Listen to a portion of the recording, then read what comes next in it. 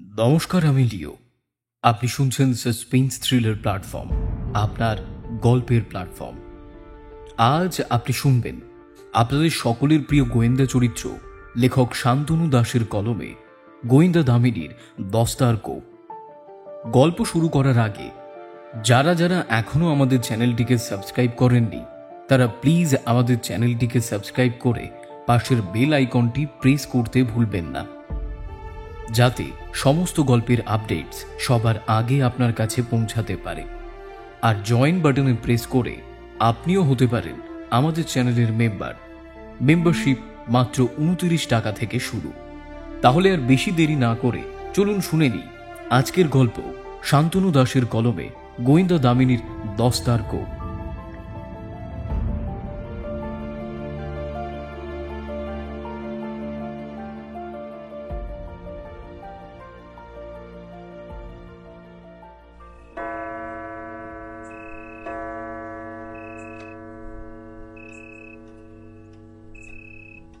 Grandfather ক্লকটা ঢং শব্দে জানান দিল রাত 2:30 বাজে।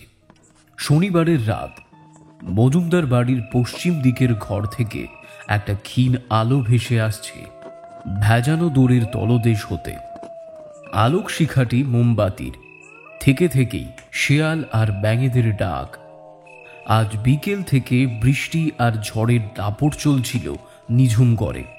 ঝড়ের ফলে একটা অশ্বত্থ গাছের মোটা ডাল ইলেকট্রিক তারের উপরে এসে পড়ায় এই দুর্গতি, মানে লোডশেডিং। বৃষ্টি এখন না হলেও আকাশটা বেশ থমথমে। রাতটা বড়ই অদ্ভুত। মজুমদার বাড়ির পশ্চিমের ঘরটা এই বাড়ির ছোট ছেলে দেবব্রতর। ঘরের টেবিলের কাছে চেয়ার টেনে নিয়ে বসে মোমবাতির ক্ষীণ আলোয় কিছু একটা লিখছে সে। কিন্তু মাঝে মধ্যেই লেখা থামিয়ে সে তার আধার ভরা বড় কাঠের পালঙ্কের দিকে চাইছে, আবার কিছু মনে পড়তেই লিখতে শুরু করছে। মজুমদার বাড়ি নির্বাক হলেও পরিবেশ সেটা নয়। হঠাৎ লেখা থামিয়ে এক ফুঁ দিয়ে মোমবাতিটা দেবব্রত নেভাতেই পশ্চিমের ঘরে নেমে আসে আধার। সুদূর প্রান্ত দিয়ে ছুটে যায় রাতের দূরপাল্লার একটি ট্রেন।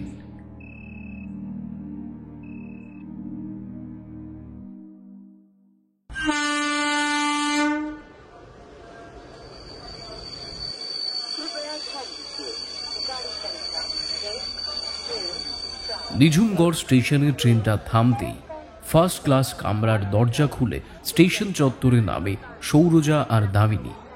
দিন সাতেকের জন্যে ব্রাঞ্চ ছেড়ে একটু হাওয়া বদল আর কি। নিঝুমগড় এক অরণ্যে ঘেরা লোকালয়। মাঝে মধ্যেই মানুষেরা স্বস্তির ছুটি কাটাতে এখানে চলে আসে।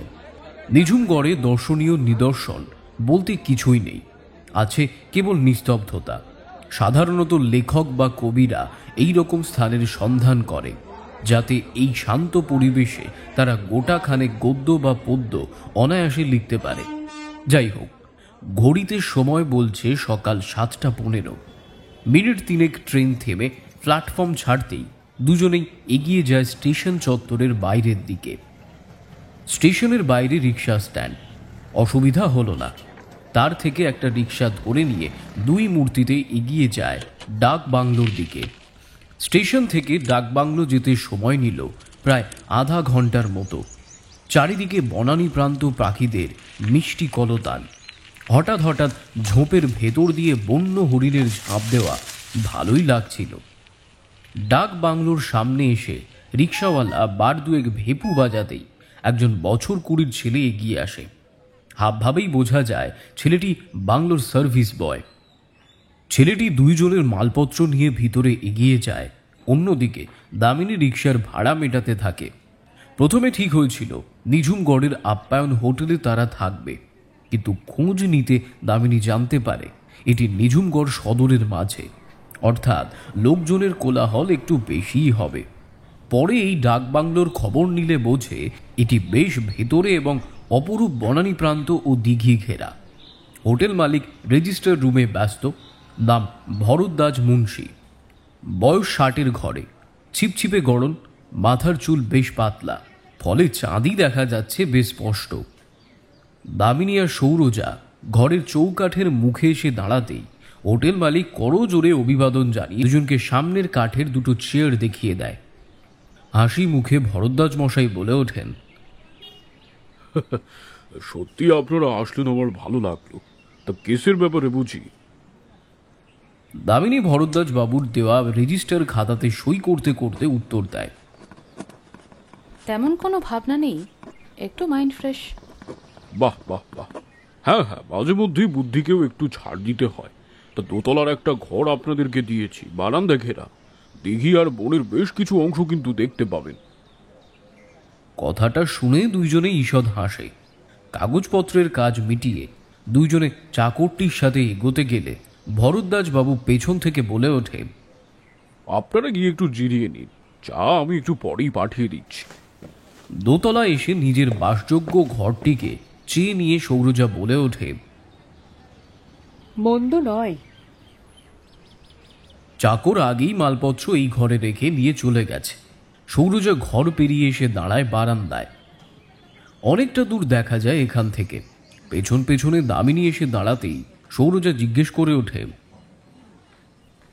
আরে এখানে এলি ঠিকই, কিন্তু দেখার মতো কিছু আদৌ আছে? ব্রাঞ্চের ক্যাচর থেকে ক্রাইম, খুন আর বন্দুকের থেকে শান্তিটা অনেকটাই আছে, এটাই বড় কথা নয় কি?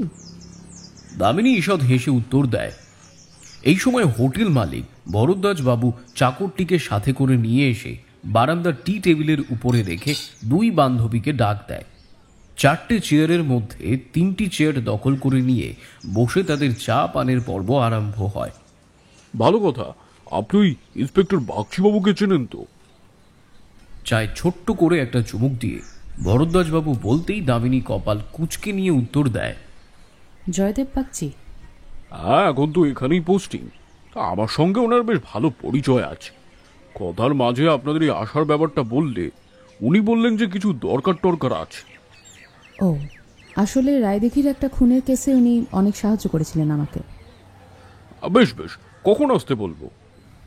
বিকেলেই বলুন, ধরুন ওই 5:30টা।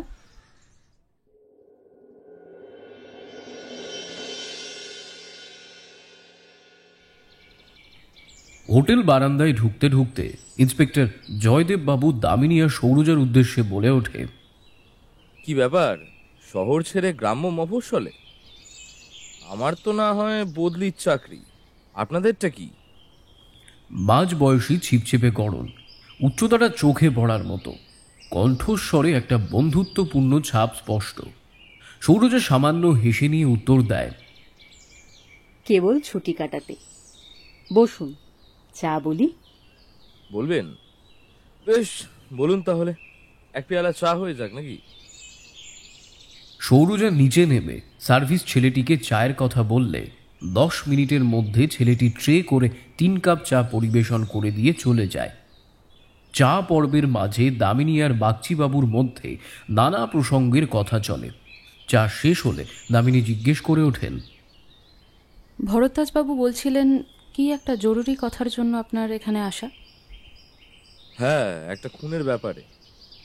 সৌরজা সামান্য অবাক হয়ে বলে, এই শান্তিপূর্ণ পরিবেশেও খুন বাগচিবাবু? হয় হয়, সব জায়গায় খুন হয় ডক্টর মিত্র। ব্যাপারটা খোলসা করেই তাহলে বলি। এই নিঝুমগড়ে উচ্চবংশীয় পরিবার হাতে গোনা, তার মধ্যে একটি হলো মজুমদার বংশ। এই মজুমদার বাড়ির ছোট ছেলে দেবব্রত আত্মহত্যা করে গত 2 মাস আগে। বলে আত্মহত্যা ধরেই প্রথমে এগোই। আমাদের খবর দিলে আমরা যাই, আর গিয়ে দেখি দেবব্রত নিজের বড় পালঙ্কে শুয়ে, না গলায় দড়ি, না বিষ, না হাতের নাড়ি কাটা। দেখে মনে হচ্ছে হার্ট অ্যাটাক। তাহলে সুইসাইড বুঝলেন কি করে? দামিনীর প্রশ্নে জয়দেব বাবু গলাটা সামান্য ঝেড়ে নিয়ে উত্তর দেন, ওই হাতে লেখা নোট, সুইসাইড নোট। পোস্টমর্টম হলে জানতে পারি দেবব্রতর পেটে দস্তা পাওয়া গেছে। কথাটা শোনা মাত্রই দুইজনে বেশ অবাক হয়। অস্ফুট স্বরে সৌরজা বলে, দস্তা? জিঙ্ক? সেটা কি খাওয়ার জিনিস নাকি? এইবার বাগচিবাবু বেশ উত্তেজিত হয়ে বলে ওঠে,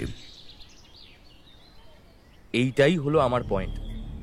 যে ঠিক করেছে আত্মহত্যা করবে সে দরকার পড়লে ফিনাইল অথবা তুঁতে খেয়ে মরতে পারে, দস্তা কেন? অতএব এটা আর যাই হোক, আত্মহত্যা কখনোই নয়, এটা মার্ডার। এই কেস নিয়েই আপনাদের কাছে আসা ম্যাডাম। দামিনী সামান্য চুপ করে থেকে উত্তর দেয়, বাড়িতে লোক কয়জন? মজুমদার বাড়ির কর্তা হলেন শ্রীধর মজুমদার, বয়স ৬০-৬৫ তো হবেই। এনার 2 ছেলে 1 মেয়ে। বড়জনের নাম সুব্রত, বছর 2 হলো বিয়ে করেছে, সন্তানাদি এখনো হয়নি। আর ছোটজন হলো দেবব্রত।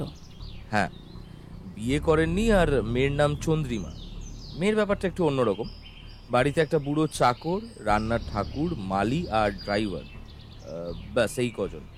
আপনার কেন মনে হচ্ছে যে এটা আত্মহত্যা নয়?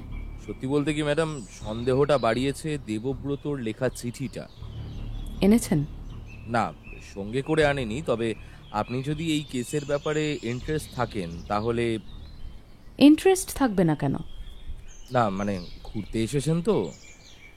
ঘোড়ার ফাঁকে কাজ করলে ক্ষতি কি? হ্যাঁ, তবে গুরুকে না জানিয়ে তো পা ফেলতে পারবো না। গুরু? পাশ থেকে সৌরজা উত্তরে বলে, হেড ডিপার্টমেন্ট, এসপি রুদ্রনারায়ণ। ও তাই, বলুন। বেশ, তাহলে সন্ধেবেলায় আমি চিঠি আর রিপোর্টটা নিয়ে আসবো। দামিনী চেয়ার ছেড়ে উঠে দাঁড়িয়ে বারান্দার রেলিংয়ের কাছে এগিয়ে গিয়ে জিজ্ঞেস করে, এটার কেস কি ফাইল হয়েছে? না, এখনো হাতে দিইনি। চার্জশিটে খুনি লিখব। তদন্তে কিছুই খুঁজে পাচ্ছি না। আপনি কেবল এই ক্লুটা বের করে আনুন যে দেবব্রতর মৃত্যুটা স্বাভাবিক নয়, বাকিটা আমি বুঝে নেব। তিনজনেই চুপচাপ। সময় বয়ে চলে। দামিনী সেই শান্ত পরিবেশ ভঙ্গ করে বাগচি মশাইয়ের উদ্দেশ্যে আবার প্রশ্ন করে, আজ সন্ধ্যায় জেরা করা যেতে পারে কি মজুমদার বাড়ির লোকেদের? তা যাবে না কেন, আপনি বললেই হয়ে যাবে। তবে হ্যাঁ, আমার সন্দেহ বাড়ির নতুন বউয়ের দিকে। কেন? পাড়াপড়শিদের জিজ্ঞাসাবাদ করে জানতে পারি দেবব্রতর সঙ্গে এই বউয়ের সম্পর্ক ভালো ছিল না। খোলসা করে কেউ কিছুই বলতে পারেনি, তবে ওদের দুজনের হাবভাব দেখেই পড়শিদের এই সন্দেহ। যাই হোক, কটায় নিতে আসবো?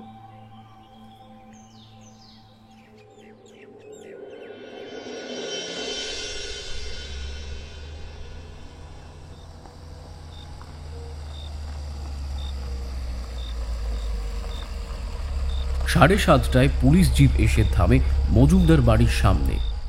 চারদিক থেকে ভেসে আসছে ঝিঁঝির ডাক। আকাশের অবস্থা মোটামুটি। কালো আকাশের ঈশান কোণে ধূসর রঙের এক পশলা মেঘ জমাট বেঁধে অপেক্ষা করছে বরিশনের মাহেন্দ্রক্ষণের জন্যে। জিপ থেকে নামে 3 জন। সামনের দণ্ডায়মান দ্বিমহলা মজুমদার বাড়ি, সামান্য বিলেতি কায়দায় তৈরি। বাগচিবাবু দামিনী আর সৌরজাকে সাথে করে গাড়ি বারান্দা পেরিয়ে সদর দরজার সামনে আসতেই বৈঠকখানায় বসে থাকা গৃহ সদস্যরা সামান্য অবাক হয়। বৈঠকখানায় বসা 2 জন ব্যক্তি, একজন বৃদ্ধ, অন্যজন জোয়ান। বৃদ্ধের বয়স 65-র নিচে নয়, সুউচ্চ মেদহীন গড়ন, ফর্সা আর পরনে সাদা ধুতির সাথে চিকনের পাঞ্জাবি, মাথার চুল সাদা, ব্যাক ব্রাশ করা। এক দেখায় বোঝা যায় ইনি মজুমদার বাড়ির গৃহকর্তা। আসুন বাগচিবাবু। বৃদ্ধের কণ্ঠস্বর বেশ গম্ভীর হলেও আতিথেয়তার ছাপ সুস্পষ্ট। বাগচিবাবু 2 জনকে নিয়ে বৈঠকখানায় উপস্থিত হয়ে বলে ওঠে, পরিচয় করিয়ে দিই, এনারা হলেন ব্রাঞ্চ ইনচার্জ আর ফরেন্সিক ডক্টর, আর ইনি হলেন শ্রীধর মজুমদার। কথাটা বলতেই মজুমদার কর্তা সামান্য অবাক হলেও মুখে কিছু প্রকাশ করলেন না, কেবল মাথা নেড়ে হ্যাঁ করে সামনের লং কেদারায় বসতে বলে। খুবই সাজানো গোছানো বৈঠকখানা। উপরে ঝুলছে বেলজিয়াম কাচের ঝাড়বাতি। একজন পৌঢ় ব্যক্তি ট্রেতে করে চা পরিবেশন করে চলে যায়। বৈঠকখানায় উপস্থিত যুবকের চাহনি দামিনীর দিকে। হঠাৎ দামিনী যুবকের উদ্দেশ্যে জিজ্ঞেস করে ওঠে, আপনি সুব্রত মজুমদার? যুবক মাথা নাড়ে।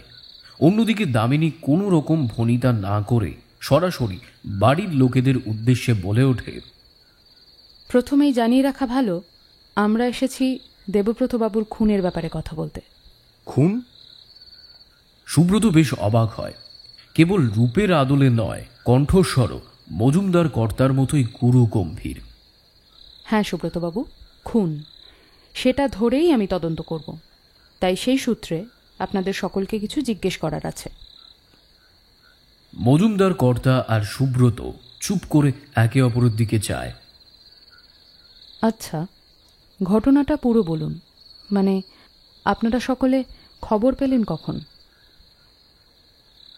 সৌরজা খেয়াল করেছিল সামনের কাঁচের টি টেবিলে চায়ের ট্রে ছাড়াও একটা পাইপ আর একটা দেশলাই ছিল। শ্রীধরবাবু সেই দুটো হাতে তুলে নিয়ে পাইপের তামাকটা জ্বালিয়ে নেন। তারপর ঈষৎ ধোঁয়া ছেড়ে বলে, আমি খবর পাই সকালে, নিজের ঘরেই ছিলাম। বংশী মানে যে চা দিয়ে গেল সেই আমায় খবরটা দেয়। ঘরে যাই আর দেখি দেবু খাটে শোয়া। ডাকাডাকি করি, কিন্তু দেহ তখন পুরো ঠান্ডা। কথাগুলো খুব আক্ষেপের সুরে তিনি বলে চলেন। দামিনী সুব্রতর দিকে নজর ফেলতেই সুব্রত উত্তর দেয়, আমিও সকালে খবর পাই। ডাক্তার কাকাকে তো তারপরেই ডাকি। নাম? হরনাথ ব্রহ্ম। ঠিকানা?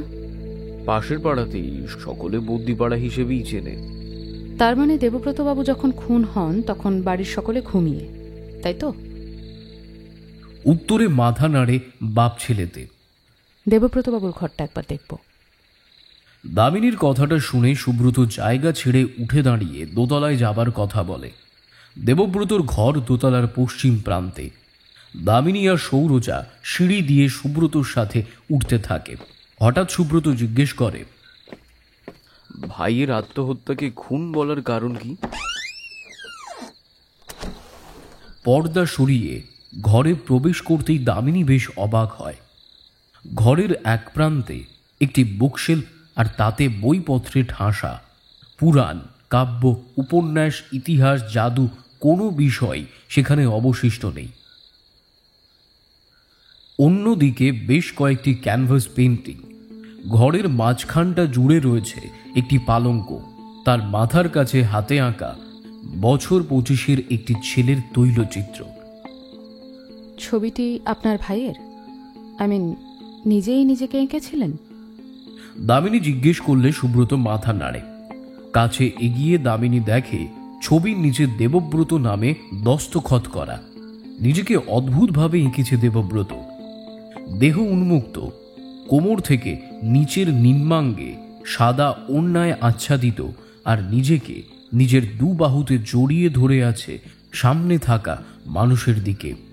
চোখ দিয়ে গড়াচ্ছে অশ্রু, আর সেই উন্মুক্ত দেহে বিঁধে আছে বেশ কয়েকটি কাঁটা।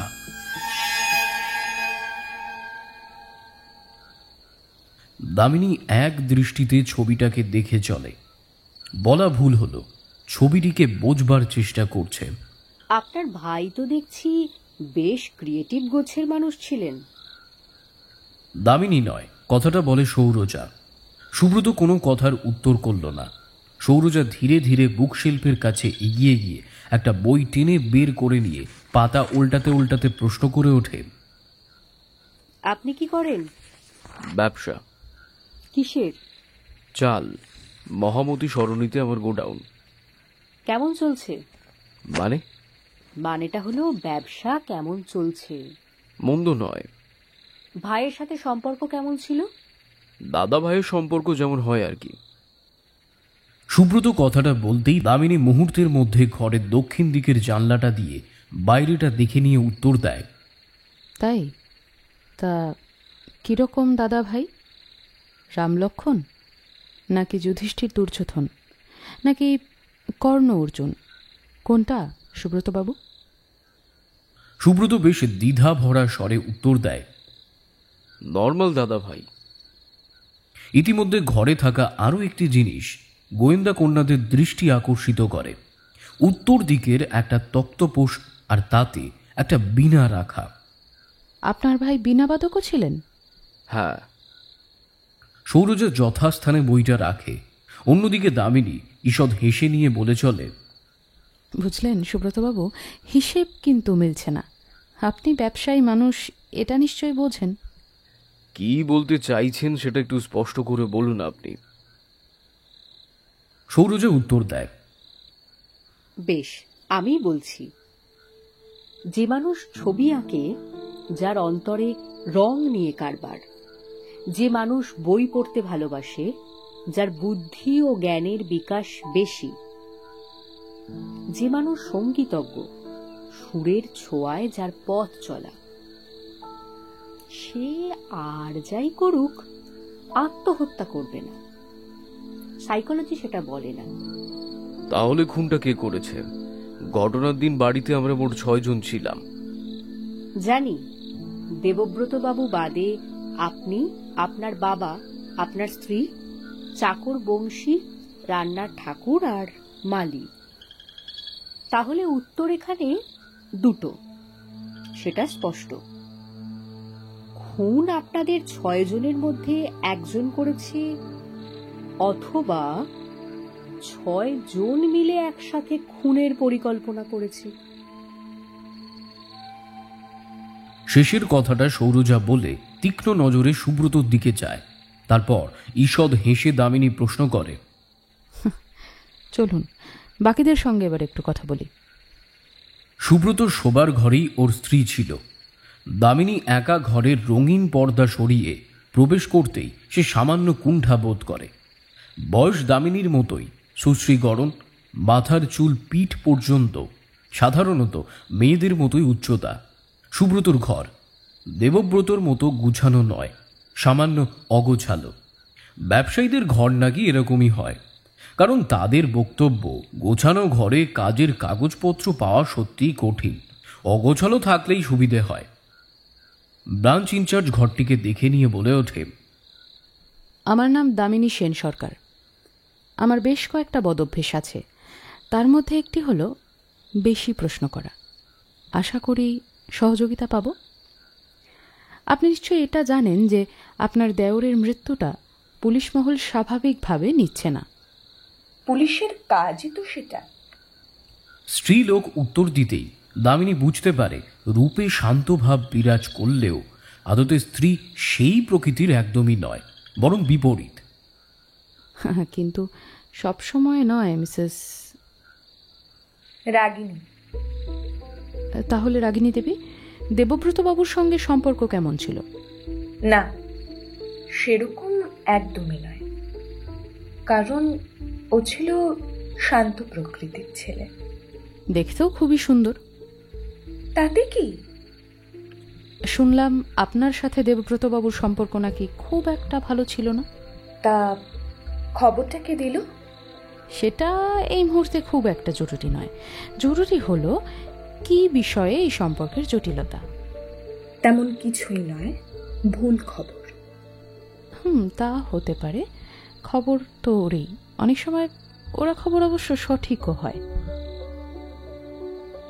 দামিনী এক দৃষ্টি রাগিনীর দিকে চেয়ে থাকে, তারপর শান্ত মুহূর্ত ভেঙে আবার জানতে চায় ঘটনার দিন সে কোথায় ছিল আর কি করছিল। রাগিনী একটু রেগেই ওঠে। তার বক্তব্য, ঘটনা যখন ঘটে তখন রাতে প্রত্যেকটা মানুষই নিজের ঘরে ঘুমায়। তার ক্ষেত্রে নিশ্চয়ই এটা ব্যতিক্রম হবে না। বাড়ির সকলের মতো আমিও খবর পাই সকালে।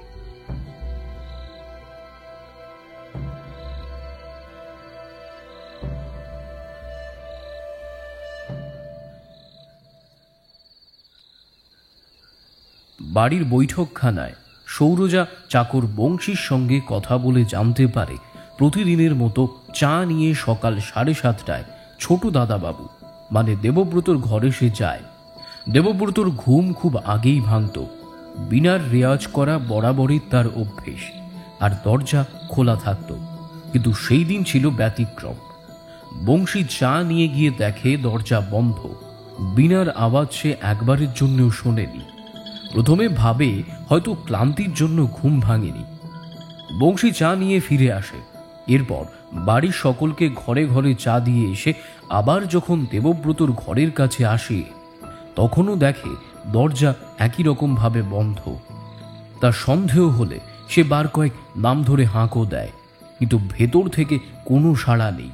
এরপর বংশী বাড়ির সকলকে ডাকে আর দরজা খুলে ভিতরে প্রবেশ করে দেখে দেবব্রতর ওই দশা। আপনি কাকে ডেকেছিলেন? সৌরজার প্রশ্নে বংশী বিন্দুমাত্র সময় না নিয়ে উত্তর দেয়, আগে ওই বড় দাদা বাবু আর বৌদিমণিকে। আপনার সঙ্গে করেই আসে তারা? হ্যাঁ। কি হলো তারপর? দরজা তো ঠেলা দিতেই খুলে যায়। ঠেলা কে দিয়েছিল? আপনি?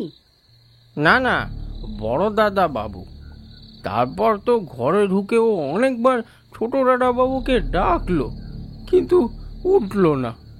দেহে হাত দিয়ে দেখে পুরো বরফের মতো ঠান্ডা। আর শ্রীধর বাবু? কর্তা বাবা তো দরজার কাছেই ছিলেন, কিন্তু কখন এসছিলেন আমি তো খেয়াল করিনি। বুঝলাম। শেষ প্রশ্ন, দেবব্রত বাবুর সাথে বাড়ির লোকেদের সম্পর্ক কেমন ছিল? প্রশ্নটা শুনে বংশী সামান্য ভেবে নিয়ে উত্তর দেয়, আগে ভালোই। ছোট দাদাবাবু খুব কম কথা বলতো, নিজের কাজ, ওই বই পড়া, বিনা এসব নিয়ে ব্যস্ত থাকতো। বুঝলাম। আপনাদের মালি যিনি, তাকে একটু পাঠিয়ে দিন। সৌরজা বলতেই চাকর বংশী সদর দরজা পেরিয়ে বাইরে চলে যায়। মিনিট খানেকের মধ্যেই 1 বছর 40-এর মোটা সোটা মাঝারি গড়নের ভদ্রলোক সৌরজার সামনে এসে নমস্কার করলে। সৌরজা সামনের চেয়ারে তাকে বসতে দিয়ে, নাম? আগে আগে পরিতোষ দাস। যে রাতে ঘটনাটা ঘটে ওই রাতে আপনি কোথায় ছিলেন? আগে আমি তো নিজের ঘরেই ঘুমোচ্ছিলাম। ঘর কোথায়? আগে ওই বাইরে আসতে গিয়ে একটা টিনের ছাউনিওয়ালা ঘর দেখেছিলেন? হ্যাঁ হ্যাঁ, ডান হাতে। হ্যাঁ, ওই ঘরটাই। ঘর তো দুটো, দুটো ঘরেই বুঝি আপনি থাকেন? না, সামনেরটা আমার, পরেরটাই হরেন থাকে। হরেন মানে রান্নার ঠাকুর? আগে হ্যাঁ। খবর পেলেন কখন? আগে সকালে। কিভাবে? বাড়ির ভিতরেই ছিলেন? আমি গোলাপ বাগানে গোলাপ গাছের পাতা ছাঁটছিলুম। হঠাৎ বড় দাদা বাবুর দেবু দেবু বলে চিৎকার শুনে বাড়ির ভেতরে দৌড়ে আসি। দেখি হরেনও সিঁড়ি দিয়ে উপরে যাচ্ছে, আমিও তাই করি। ছোট দাদা বাবুর ঘরে গিয়ে দেখি বংশী কাকা আর বড় দাদা বাবু। বৌদিমণি ডাকাডাকি করছে। কর্তামশাই আমায় ঠেলে ভিতরে ঢুকে বার কয়েক ডেকে বুঝতে পারেন ছোট দাদা বাবু আর বেঁচে নেই। ডাক্তারে খবর দেওয়া হয়? আগে হরনাথ ব্রহ্ম। ঠিক আছে, আপনি আসুন।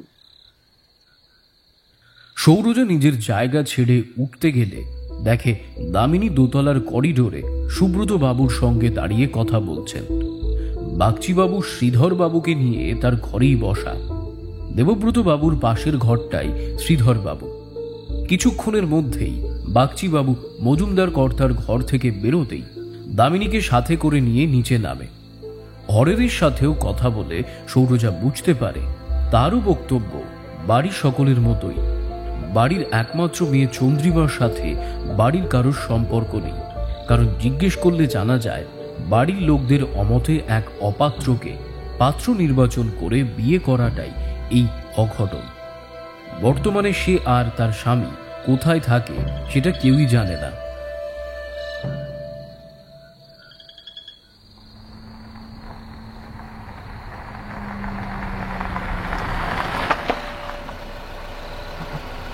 জিপে করে সদর পুলিশ স্টেশনে পৌঁছতে বেজে গেল 8:30টার মতো। দামিনী পৌঁছে সেখানকার টেলিফোন দিয়ে প্রথমেই যেখানে ফোন করল সেটা হলো হেডকোয়ার্টার। এসিপি রুদ্রনারায়ণকে পুরো বিষয়টা জানালে রুদ্রনারায়ণ বিদ্রুপ হাসি হেসে নিয়ে বলে ওঠে, সেই ঠিকই তো, স্বর্গে গেলেও ধান ভাঙে, তাই না? বলুন কি করব? সেই বলবার মতো আর আছে কি? মাথায় যখন কেস ঢুকেছে তখন আমি বললেও ব্রাঞ্চ ইনচার্জ তদন্ত করবে, না বললেও করবে। দেখো যদি কোনো কীর্তি ফেলে আসতে পারো। সে তো এমনিও ফেলবো আর অমনিও। আচ্ছা, তবে কাউকে বিশ্বাস করবে না। তুমি সন্দেহ, অবিশ্বাস যা বুঝলাম এ কেস। এমন কিচ্ছু না তো, কারে ধৈর্য ঠেঙাবো সেটাও বলুন। থাক, আমার আর কিছু বলার নেই, রাখছি। রিডিকুলাস। অভিমানের সাথে এসিপি টেলিফোনের রিসিভারটা নামাতেই দামিনীর ঠোঁটের কোণে বাঁকা হাসি ধরা দেয়। সেখান থেকে দেবব্রতর ক্রস ফাইল নিয়ে কটেজে ফিরতে আরো আধ ঘন্টা। পৌঁছেই দেখে কপালে মহাভোগান্তি, মানে লোডশেডিং। চাকর ছেলেটি একটি হ্যারিকেন জেলে নিয়ে ঘরে যায়। দামিনী আর সৌরজা মুখ হাত পা ধুয়ে বাইরের বারান্দাতে এসে বসতেই ছেলেটি চায়ের পেয়ালা দুইজনকে দিয়ে জানতে চায় রাত্রির খাবার কখন খাবে। উত্তরে দামিনী জানায় রাত্রি 10:30টায় দিলেই হবে। বারান্দার এক প্রান্তে থাকা বেতের গোল টেবিলে হ্যারিকেন রাখা। দামিনী খালি চায়ের কাপ নিয়ে রেলিংয়ে দাঁড়ানো। সৌরজা চেয়ারে বসে গভীর মনোযোগের সাথে দেবব্রতর ফাইল পড়ছে। আকাশের অবস্থা খুব একটা ভালো নয়, ঝিলিক দিলেও মেঘের গর্জন খুব ধিমি। সাহিত্যের ভাষায় বললে দাঁড়ায় পূর্বরাগ। আজ রাত্রিতে অম্বর বাড়ি বর্ষণে ব্রতী হবে। ফাইল পড়া শেষ হলে দামিনী একটা সিগারেট ধরিয়ে দেয়। ধোঁয়া ছাড়তেই সৌরজা প্রশ্ন করে ওঠে, কি বুঝলি? আকাশের দিকে অপলক দৃষ্টি রেখেই দামিনী উত্তর দেয়, এখনো পর্যন্ত একটা বিষয়ই চোখ টেনে রয়েছে। দেবব্রতর হাতে আঁকা নিজের ছবি? হুম। আর চন্দ্রিমার ব্যাপারটা? ওটা 3 নম্বরে রাখছি। একই ছবি, 3-এ চন্দ্রিমা, তাহলে 2-এ কি? দেবব্রতর লেখা সুইসাইড নোট। চিঠিটা পড়েছো ডাক্তার? দামিনীর প্রশ্নে সৌরজা ফাইলের ভেতর থেকে একটা 2 ভাঁজ করা হলুদ রঙের কাগজ বের করে। সেখানে খুলে নিয়ে বলে, বড়ই অদ্ভুত রকমের লেখা। ওইটাই ভাবাচ্ছে ডাক্তার, ওইটাই ভাবাচ্ছে। দেবব্রতর হাতের লেখা মুক্তোর মতো। লেখার ধরনেও একটা আর্ট কাজ করে। প্রতিটি শব্দের মাঝের দূরত্ব সমান, লাইনেও কোনো অসঙ্গতি নেই। চিঠি পড়লেই যেটা বোঝা যায় তা হলো দেবব্রতর চিন্তা বেশ বাঁকা প্রকৃতির। বাংলা ভাষার প্রতি এত গূঢ় চিন্তা সবার মধ্যে হয়তো হয় না বললেই চলে। গোটা হরফে দেবব্রত লাল কালিতে শেষ লেখা, মানুষের মধ্যে সবচেয়ে কঠিন দিক হলো তার অন্তর। তার ভিতরে ভাঙা গড়ার কি খেলা চলবে তা কেবলমাত্র সময় নির্ধারিত করে, অন্য কেউ নয়। সমাজ বড়ই কৌতুক মঞ্চ, আর আমরা সেই সমাজের অভিনেতা মাত্র। সময় আমাদের জোড়া হাতে পায়ে সুতো বেঁধে আপন মনে নৃত্য পরিবেশন করাতে উন্মুখ। এই সময়টিকেই আমরা ভাগ্য অথবা ভবিতব্য বলে ভুল করি। অস্বাভাবিক শব্দটি সম্পর্কে আমরা সকলেই পরিচিত। অভিধানে এর যা অর্থ আছে, সেই অর্থ আমার কাছে নিরর্থ, সমাজের কাছে অনর্থ। আঘাত আর ক্ষতের মধ্যে বোধহয় একটা সূক্ষ্ম তফাৎ আছে। আমি ডাক্তারি বুঝি না, তাই গুলিয়ে ফেলেছিলাম। আঘাতের চিকিৎসা করতে অনেকেই ব্যাকুল, কিন্তু সেরে যখন উঠলাম বুঝলাম যেটা মিলিয়ে গেছে সেটা আদতে ক্ষত। আমার আঘাতটি ততদিনে নিজস্ব আধারে এতটাই গুছিয়ে সংসার করছে যে তাকে তাড়াতে গেলে আমার আধার, আমার হৃদয় সহসা বড়ই নির্জন হয়ে পড়বে। আঘাতকে যে পুষে রাখতে চায়, ব্যথার শাস্তি তার চিরকালের। পরিবারকে সেই ব্যথার সাথে আমি জড়াতে চাই না, জড়ালে অন্যায় হবে। জন্ম, মৃত্যু, বিয়ে, 3 বিধাতা নিয়ে আমার ক্ষেত্রে 3টেই খণ্ডিত হয়েছে। সত্যি যদি ঈশ্বর বলে কিছু থেকে থাকতো তাহলে জন্মসূত্রের কারিগর রূপদানে ভুল করতেন না।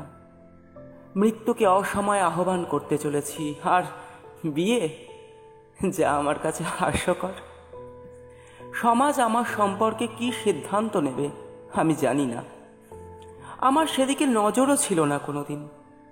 কিন্তু পরিবার, যারা আমায় জন্ম দিয়েছেন, তাদের অচিরেই আঘাত দেওয়ার কি অধিকার আছে আমার?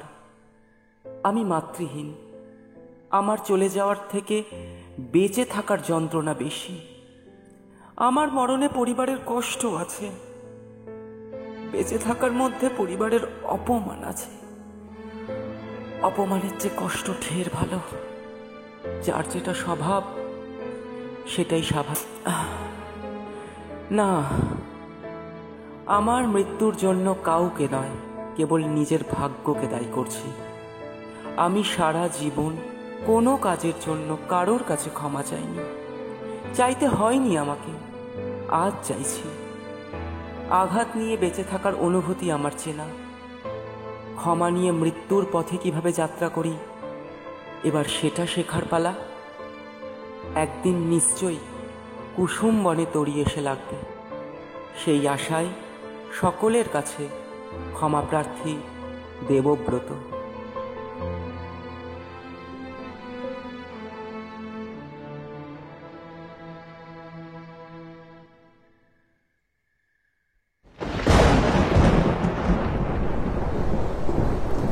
মুহূর্তের মধ্যে কান ঝাঁঝরা করা একটা বাজ পড়তেই ধেয়ে আসে বৃষ্টি। ঘড়িতে সময় বলছে 10:20। দামিনী আর সৌরজা চুপ করে বসে নিজের নিজের চিন্তায় ডুবে আছে। গম্ভীর স্বরে দামিনী বলে ওঠে, চিঠির ভেতরে কি বোঝাতে চেয়েছে আর কাকেই বা বোঝাতে চেয়েছে? আমার কিন্তু প্রেম ঘটিত কেস লাগছে। সৌরজার কথাতে সায় দিয়ে দামিনী সামান্য মাথা নেড়ে উত্তর দেয়, হ্যাঁ, সেটা তো অবশ্যই। চিঠি থেকে এটুকু বুঝতে পারছি নিজের পার্সোনাল লাইফের উপর একটা ক্ষোভ দেবব্রতর জন্মেছিল। কিন্তু প্রশ্ন হচ্ছে কেন? 2, যদি কাউকে ভালোবেসে থাকেন, সে কি বিয়ের প্রপোজাল অগ্রাহ্য করে? 3, শেষ লাইনটা কেন লিখল? মুহূর্তের মধ্যে সৌরজা চিঠির শেষ দিকটায় আরো একবার চোখ বুলিয়ে নিয়ে জিজ্ঞেস করে, ক্ষমা নিয়ে যেটা লিখেছি, কার কাছে ক্ষমা চাইছে? শ্রীধরবাবুর নাম তো দেবব্রত লিখে যাননি। একাধারে জীবনকে যে মানুষটা বলছে রঙ্গমঞ্চ, সেই মানুষই আত্মহত্যা করাটাকে ভবিতব্য ভাবছে কি করে? একদমই তাই। হয় চিঠিটা আশাবাদী হবে অথবা নিরাশার, কিন্তু এখানে দুটো দিকেই দেবব্রত মেনটেন করেছে। তার উপর আত্মহত্যা করার ওই রকম প্রসেস। হ্যাঁ, সেটা তো আছেই। বাড়ির সকলে খবর পায় সকাল 9টায়। ডাক্তার এলো, ডেথ ডিক্লেয়ার করলো, ধরি আধা ঘন্টা। তারপর বাগচির কাছে খবর যায় আর তিনি মজুমদার বাড়ি পৌঁছন 11টায়। যেখানে মজুমদার বাড়ি থেকে পুলিশ স্টেশনের দূরত্ব মাত্র 20 মিনিট, সেখানে 1 ঘন্টা পর কেন? তাহলে এক্সট্রা আধ ঘন্টায় ঠিক কি হয়েছিল, এটাই চাবি। একদম, বুঝলে ডাক্তার, এইটা বলতে পারবে একজনই, ডাক্তার হরনাথ ব্রহ্ম।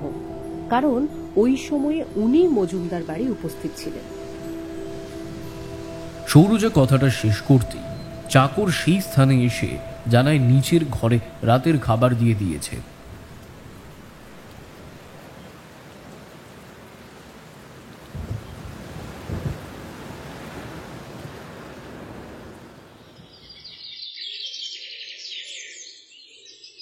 যথারীতি দামিনী বৈদ্য পাড়ায় উপস্থিত হয়ে দেখে একজনের বাড়ির ফলকে হরনাথ ব্রহ্মের নাম লেখা আছে। বাড়ির গেট খুলে বাড়ির সদর দরজার কাছে এগিয়ে দরজায় বার কয়েক টোকা দিতেই একজন মাঝ বয়সী লোক দরজা খোলে। দামিনীকে দেখে ব্যক্তিও সামান্য অবাক হয়। ব্যক্তির চাহনিতে অপরিচিতার ছাপ স্পষ্ট। দামিনীর পরনে এক পিন করা গোলাপি রঙের সিফন শাড়ি, কোমর ছড়ানো লম্বা চুল হাওয়া ঈষৎ উঠছে। কাকে চাই? প্রশ্ন করতেই দামিনী উত্তরে বলে, ডাক্তার হরনাথ ব্রহ্ম। আমি কিন্তু তোমাকে ঠিক চিনলাম না। এই সদরের তো বলে মনে হচ্ছে না। আমার নাম দামিনী সেন সরকার, ব্রাঞ্চ ইনচার্জ। নামটা শুনে হরনাথ কপালটা কুঁচকে নিয়ে সামান্য ভেবে বলে ওঠে, নামটা শোনা শোনা লাগছে। হ্যাঁ, শুনে থাকতে পারেন। তবে আজকে আমি এসেছি মজুমদার বাড়ির দেবব্রতর ব্যাপারে, একটু জরুরি কথা আছে। হরনাথ বাবু আর বেশি প্রশ্ন না করে দামিনীকে বাড়ির ভেতরে নিয়ে চলে। ঘরে প্রবেশ করতেই ছোটখাটো একটা ডিসপেন্সারি নজরে পড়ে তার। হরনাথ এখানে রুগীদের চিকিৎসা করে। সামনের একটা কাঠের চেয়ারে বসতে বলে হরনাথ।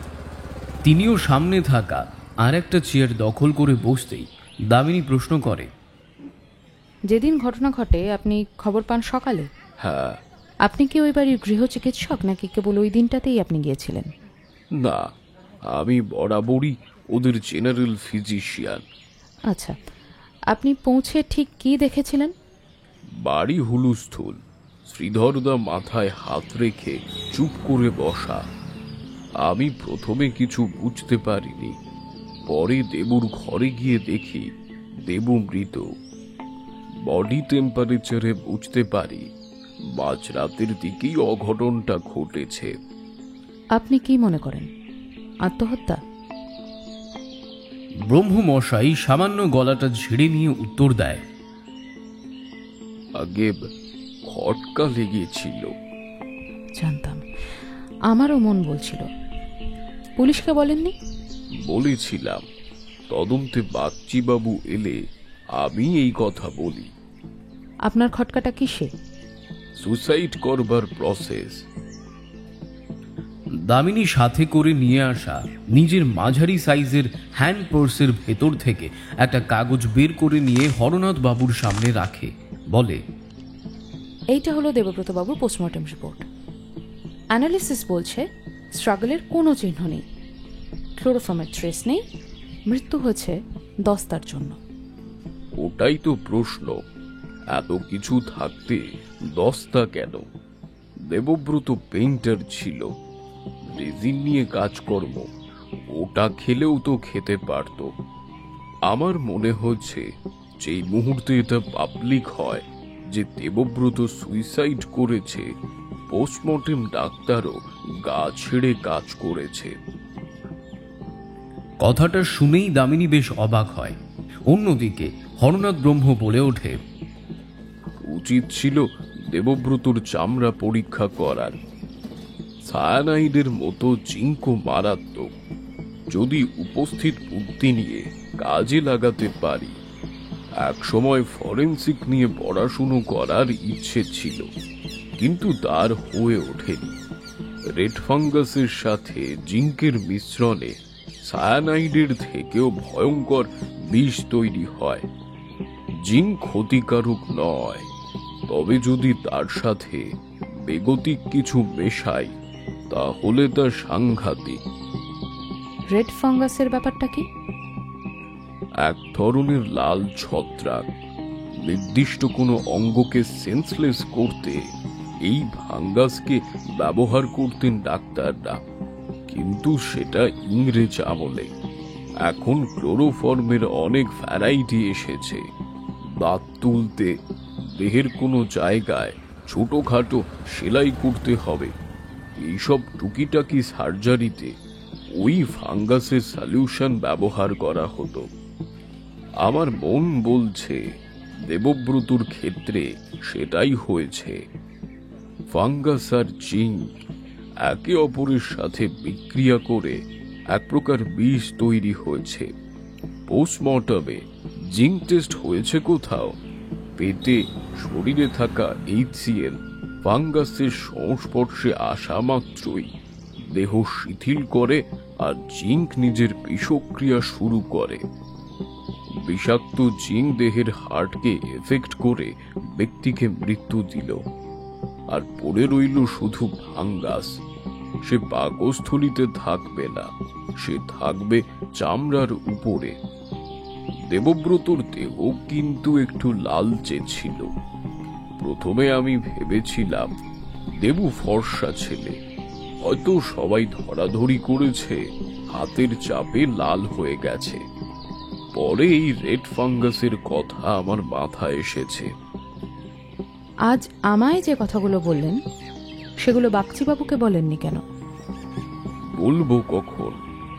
আমার মাথায় যখন এটা স্ট্রাইক করেছে তার আগেই দেবুর দেহ দাহ করা হয়ে গেছে। যার দেহ নিয়ে এটা প্রমাণের জায়গা থাকতো তার দেহটাই তো আর হাতের কাছে রইল না, তাই বলেও হয়তো লাভ হতো না। দামিনী পোস্টমর্টমের কাগজটা আবার নিজের পার্সে চালান দিয়ে বলে ওঠে, পুলিশে খবর দেওয়ার কথাটা কে তোলে মনে আছে? আমি, কিন্তু সুব্রত খুব আপত্তি করেছিল। বলে আজ পর্যন্ত এই বাড়িতে কোনোদিন পুলিশ আসেনি, সেটা কিছুতেই সে হতে দেবে না এই রকম। তারপর শ্রীধরদা হুকুম দেয় যে পুলিশকে খবর দেওয়া হোক। দাদা ভাইয়ের সম্পর্ক কেমন ছিল? বাইরে থেকে ভালোই মনে হচ্ছে, ভিতরের কথা বলতে পারবো না। সুব্রত ছেলে উগ্র, দেবুর মতো ধীর স্থির একদমই নয়।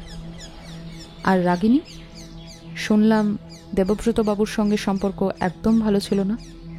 হতে পারে, আমি ভিতরের ব্যাপারের কথা বলতে পারবো না।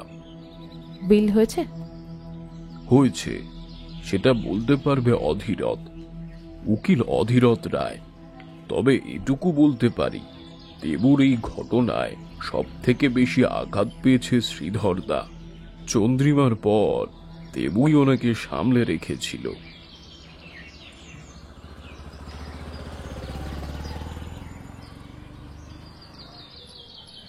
দামিনী চুপ করে কেবল চেয়ে থাকে হরনাথ ব্রহ্মের দিকে।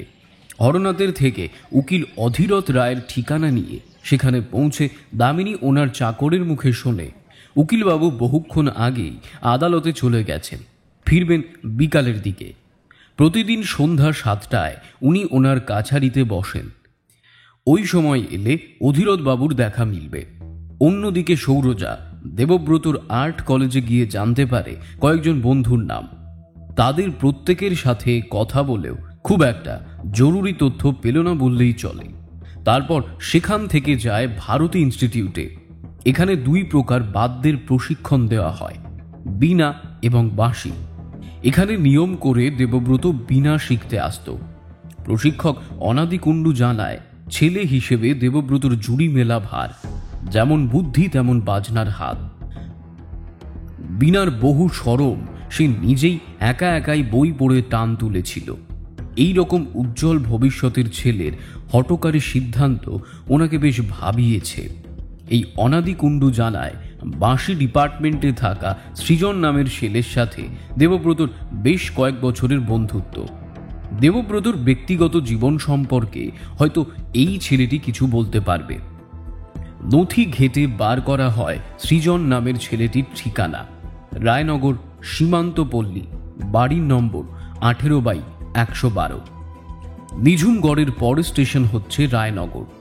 ঠিকানার সাথে আরও একটি জিনিস সৌরজা জানতে পারে যে দেবব্রতর মৃত্যুর পর থেকে সৃজনও এখানে আসা বন্ধ করে দিয়েছে। এতব এই হত্যা মামলার প্রথম সন্দেহের খাতা খুলল সৃজন মুখার্জি।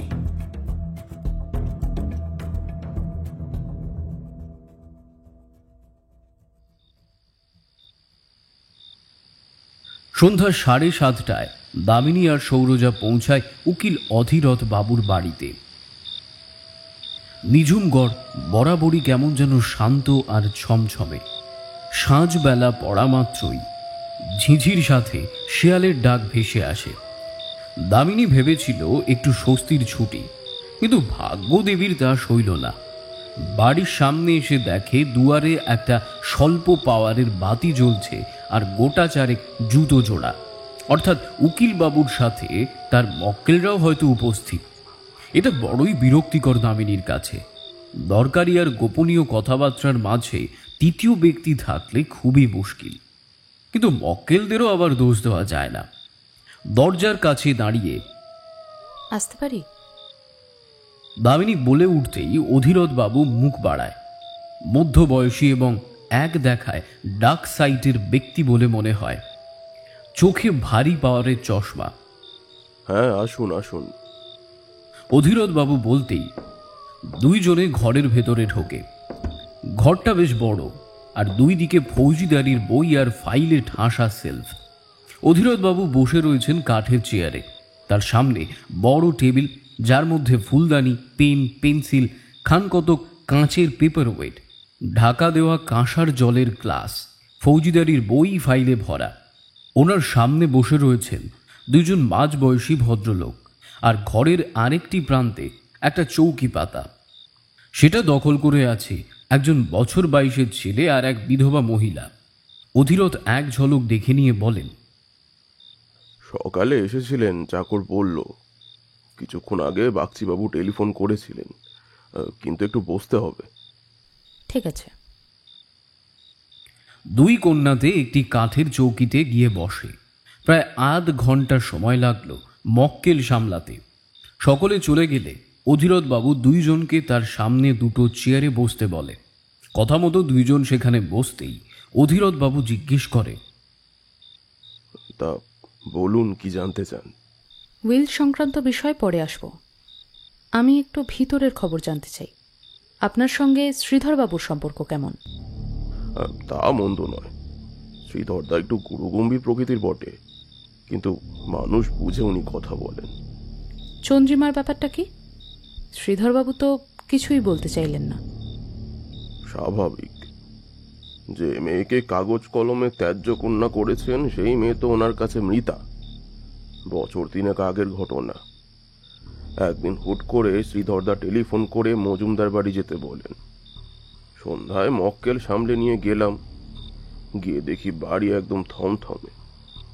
দেবু কিছু একটা বোঝানোর চেষ্টা করছে, আর শ্রীধরদা কোনো কিছুই শুনতে চাইছেন না। গিয়ে জানতে পারি চন্দ্রিমা বাড়ির কাউকে না জানিয়ে যে ছেলেটিকে ভালোবাসতো তাকে বিয়ে করেছে। বয়স 19, আইন মতে সাবালিকা। শ্রীধরদা সালিশি বসিয়ে মেয়েকে ত্যাগ করে। পরে আমি জেনেছি এই চন্দ্রিমার বিয়ের জন্য সাহায্য করেছিল দেবু। কথা শুনে দুই কন্যাই বেশ অবাক হয়। সৌরজা বলে, শ্রীধরবাবু কিছু বললেন না দেবব্রতকে? দেবব্রত বলেই কিছু বলেনি। এটা যদি সুব্রত করত, তাহলে শ্রীধরদা ছেলেকেও ত্যায্য করত। ছোট ছেলের প্রতি এত টানের বিশেষ কিছু কারণ? অনেকগুলো। প্রথম, দেবুর জন্মের পর শ্রীধরদার কবিরাজি খ্যাতি লাভ হয়। একটা ধানি জমি নিয়ে সারি কি ঝামেলা চলছিল, সেটাও জিতে যায়। দেবু ছোট থেকেই পড়াশোনায় ভালো। অন্যদিকে বাজনা, আঁকা, বই পড়ার নেশা সবেতেই দেবু জুড়ি মেলাভার। সর্বোপরি ওর শান্ত ব্যবহার। যখনই ওর মন খারাপ হতো, ও শ্রীধরদার কাছে গিয়ে সেগুলো বলতো। অন্যদিকে শ্রীধরদার যদি কোনো দরকারি সিদ্ধান্ত নিতে হতো, উনি বলতেন দেবুর সাথে একটু পরামর্শ করে নিলে ভালো হয়। তা শ্রীধরদা এখন পুরো চুপচাপ হয়ে গেছে, তাই না? দামিনী মাথা নেড়ে হ্যাঁ করে। ওই যে বললাম, যে ছেলে সব কিছু বলতো, সেই ছেলে নিজের ভিতরে চাপা থাকা কষ্ট বাপকে বলল না। এটা উনি মেনেই নিতে পারছেন না। উইল কি বলছে? জমি জমা বাড়ি সব মিলিয়ে 16 আনার মধ্যে 8 আনা দেবু, 6 আনা সুব্রতর, আর বাকি 2 আনা বংশী, মালি আর ঠাকুরের মধ্যে ভাগ হবে। কথাটা শুনে সৌরজা সামান্য চিন্তা করে নিয়ে জিজ্ঞেস করে, তার মানে উইল লেখা হয়েছে চন্দ্রিমার বিয়ের পর? হ্যাঁ, গত বছর ভাগ দেখেই তো বোঝা যাচ্ছে মেয়েকে সবকিছু থেকেই বাদ। আচ্ছা, কিছু জন বলেছে যে রাগিনীর সাথে দেবব্রতর ভালো সম্পর্ক ছিল না। সেটা কি এই সমান ভাগ না হওয়ার জন্যে? হতে পারে। রাগিনীর রূপে ভুললে চলবে না। মেয়ে সাংঘাতিক, খুব ধুরন্ধর, মারাত্মক রকমের চোপা। ওর মনে ধারণা হতেই পারে দেবু ইচ্ছাকৃত এই ভাগ করিয়েছে। কথাটা বলেই অধীরথবাবু বড় বড় চোখে দামিনী আর সৌরজার দিকে চায়, তারপর বলে, এটা আদেও আত্মহত্যা তো? দামিনী সামান্য হেয়ালি সূচক হাসি হেসে নিয়ে উত্তর দেয়, প্রশ্ন তো ওইটাই অধীরথবাবু, প্রপার্টি জিনিসটাই এমন, নইলে কি আর কুরুক্ষেত্র হতো? তা তো বটেই। দেবব্রত মরলে ওই আটানা শ্রীধরদার কাছেই ফিরে গেল। মেয়ে নেই, ছোট ছেলেও গেল, সম্পত্তি কি করবেন? রইল বাকি এক ওই সুব্রত। উইল লেখার কথা নতুন করে কি উঠেছে? উঠবো করছে। যদি 2-3 দিনের মধ্যে আমার ডাক আসে, আমি বাগচি বাবুকে খবর দিয়ে দেব। সৌরজা কিছুক্ষণ চুপ করে থাকে, তারপর জিজ্ঞেস করে, চন্দ্রিমা এখন কোথায় কিছু জানেন? না।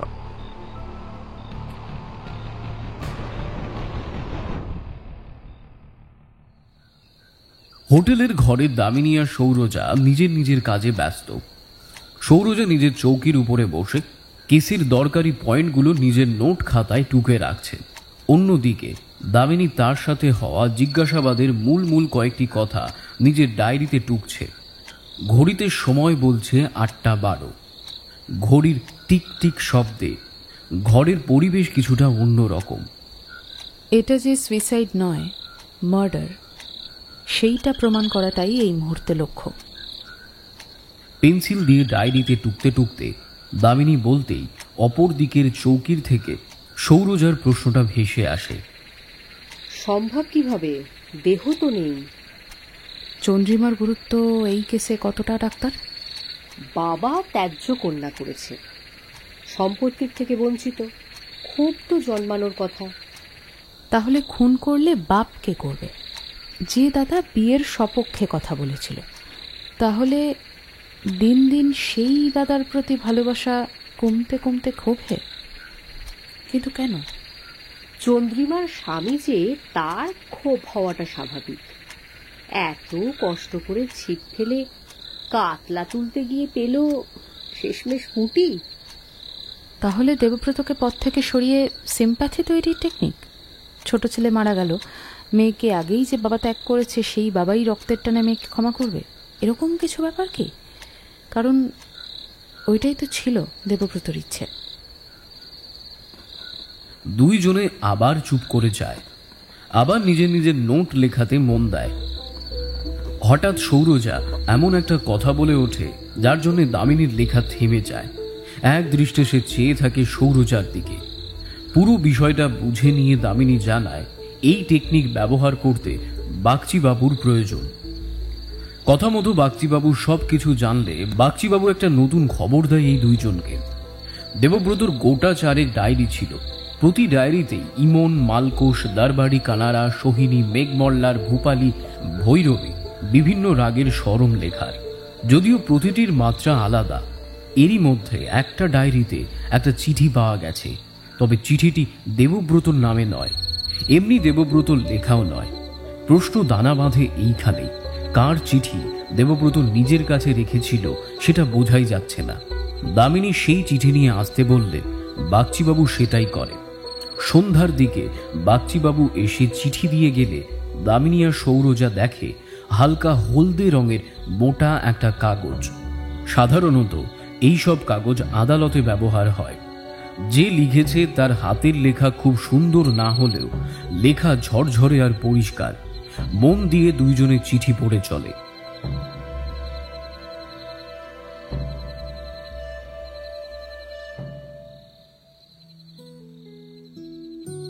হে কুসুম, গত 2 দিনে 5 জনের সহিত আমরা নতুন বাড়ি বিষয়ে কথা বললাম, ঘরটাও দেখলাম। 3খানা কামরা, কলতলা, রান্নাঘর মিলিয়ে মন্দ নয়। আমার উপরে ছোট্ট ঘরটায় তোমার দম বন্ধ লাগতো হয়তো, তবে নতুন বাড়ির প্রেক্ষাপট প্রশস্তভাবেই করব, তোমার অপছন্দের কারণ হবে না। গৃহসজ্জা সম্পর্কে পারদর্শিতার দাবি না করেও বলতে পারি, বাড়ির দক্ষিণের ঘরটিকে চিত্রাঙ্কন আর গান বাজনার ঘর হিসেবে নির্বাচন করেছি। জানলার গায়ে ছোট্ট ওকালতি টেবিল আর দেওয়ালের গায়ে নতুন একটা বিনা। অবশ্যই গৃহস্থের ট্যাঙ্কের অবস্থা বিবেচনা করলে এই মুহূর্তে সেই বিনার টান সুমিষ্ট নাও ঠেকতে পারে, দেখি দেখি তোমার সঙ্গীত সাধনার কি ব্যবস্থা করতে পারি। ও, আর একটি গম্ভীর বিষয় তো বললামই না, আমাদের সংসারের ভারী আসবাবের একটি নাম হলো রবীন্দ্রনাথ ঠাকুর। চিন্তা নেই, ব্যক্তির যতগুলি রচনাবলী আছে সবকটার একটি করে নমুনার অর্ডার করে দেব। ছোঁয়াছুঁয়ির ঝামেলায় না গিয়ে আলাদা বৈশরণীর ব্যবস্থা করাই সমীচীন। কারণ তুমি যতই বলো, তুমি ঠাকুর দেবতায় বিশ্বাস করো না। এই একজন ঠাকুর যে তোমায় আপাদমস্তক ভক্ত করে ছেড়েছে, সে তো কারোর অজানা নয়। ভাবছি এবার প্রস্তাবটা পেরেই ফেলি। খুব বেশি দেরি করলে তোমার এই ঠাকুর ভক্ত থেকে তোমার সন্ন্যাসী করে ছাড়বে। ইতি, তোমার তরি।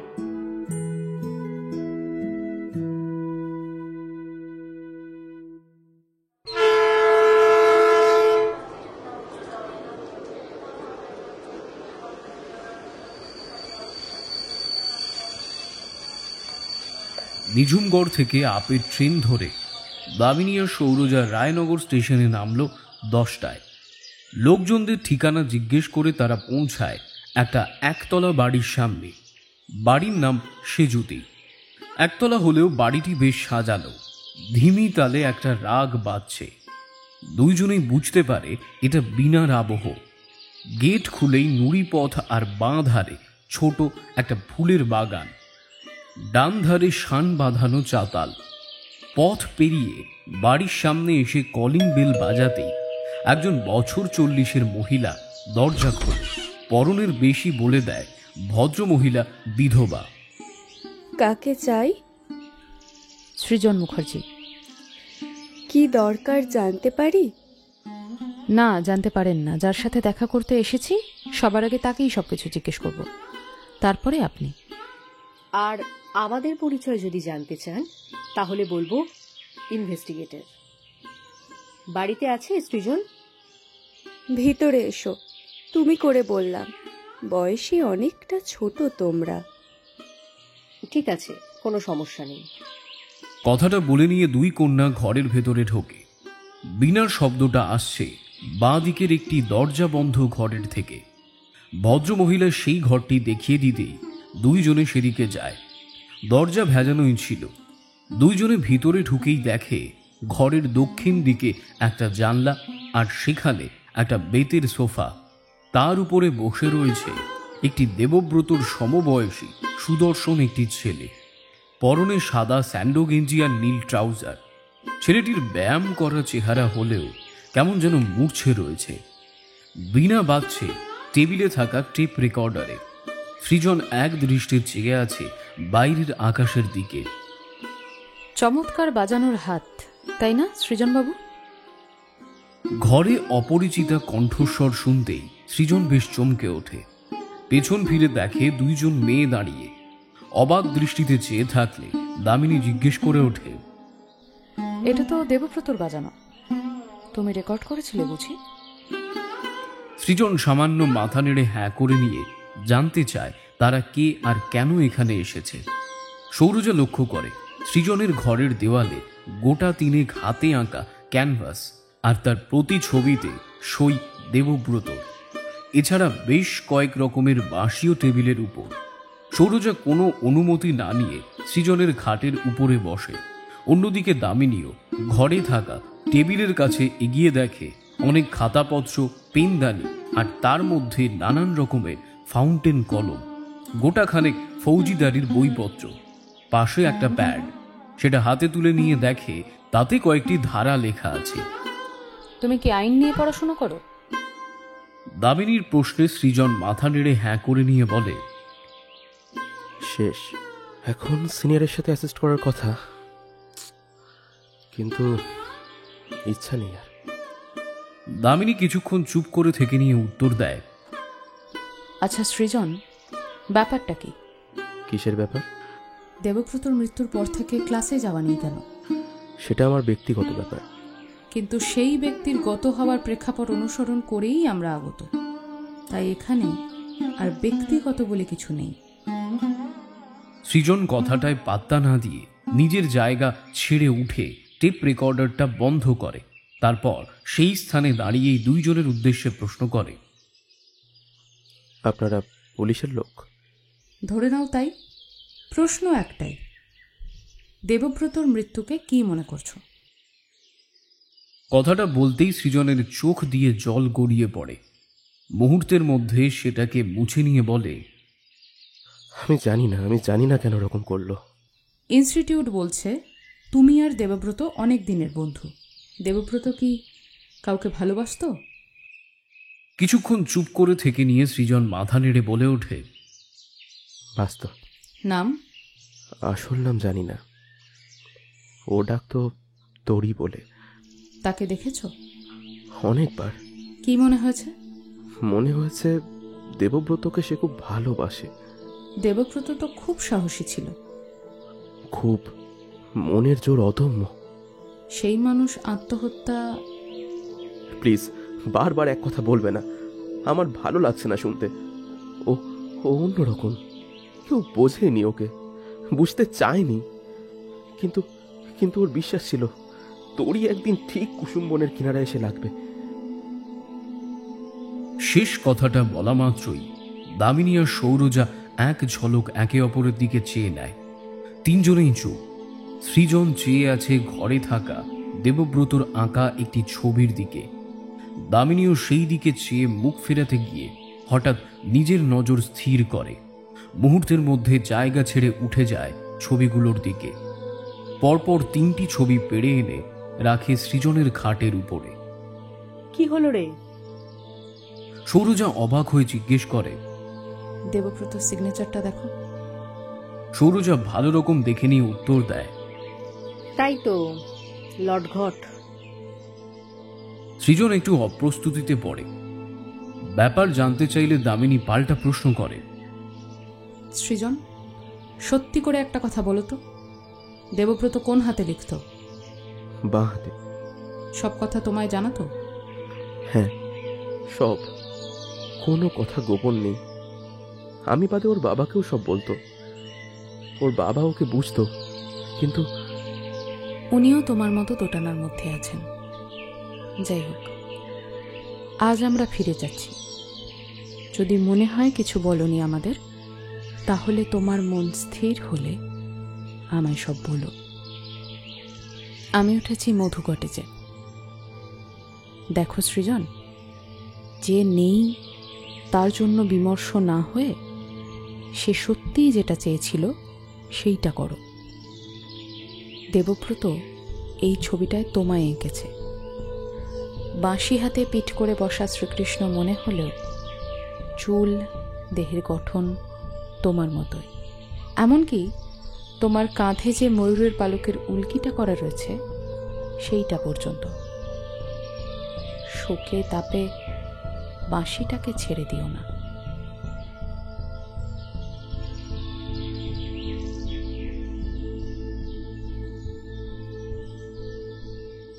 সৃজন চুপ করে মাথা নামিয়ে রাখে। কথা বলে বাড়ির বাইরে বেরিয়ে এসে দামিনী নিজের হ্যান্ড পার্সের ভিতর থেকে দেবব্রতর ডায়েরি থেকে পাওয়া চিঠিটা বের করে এক ঝলক চোখ বুলিয়ে নেয়।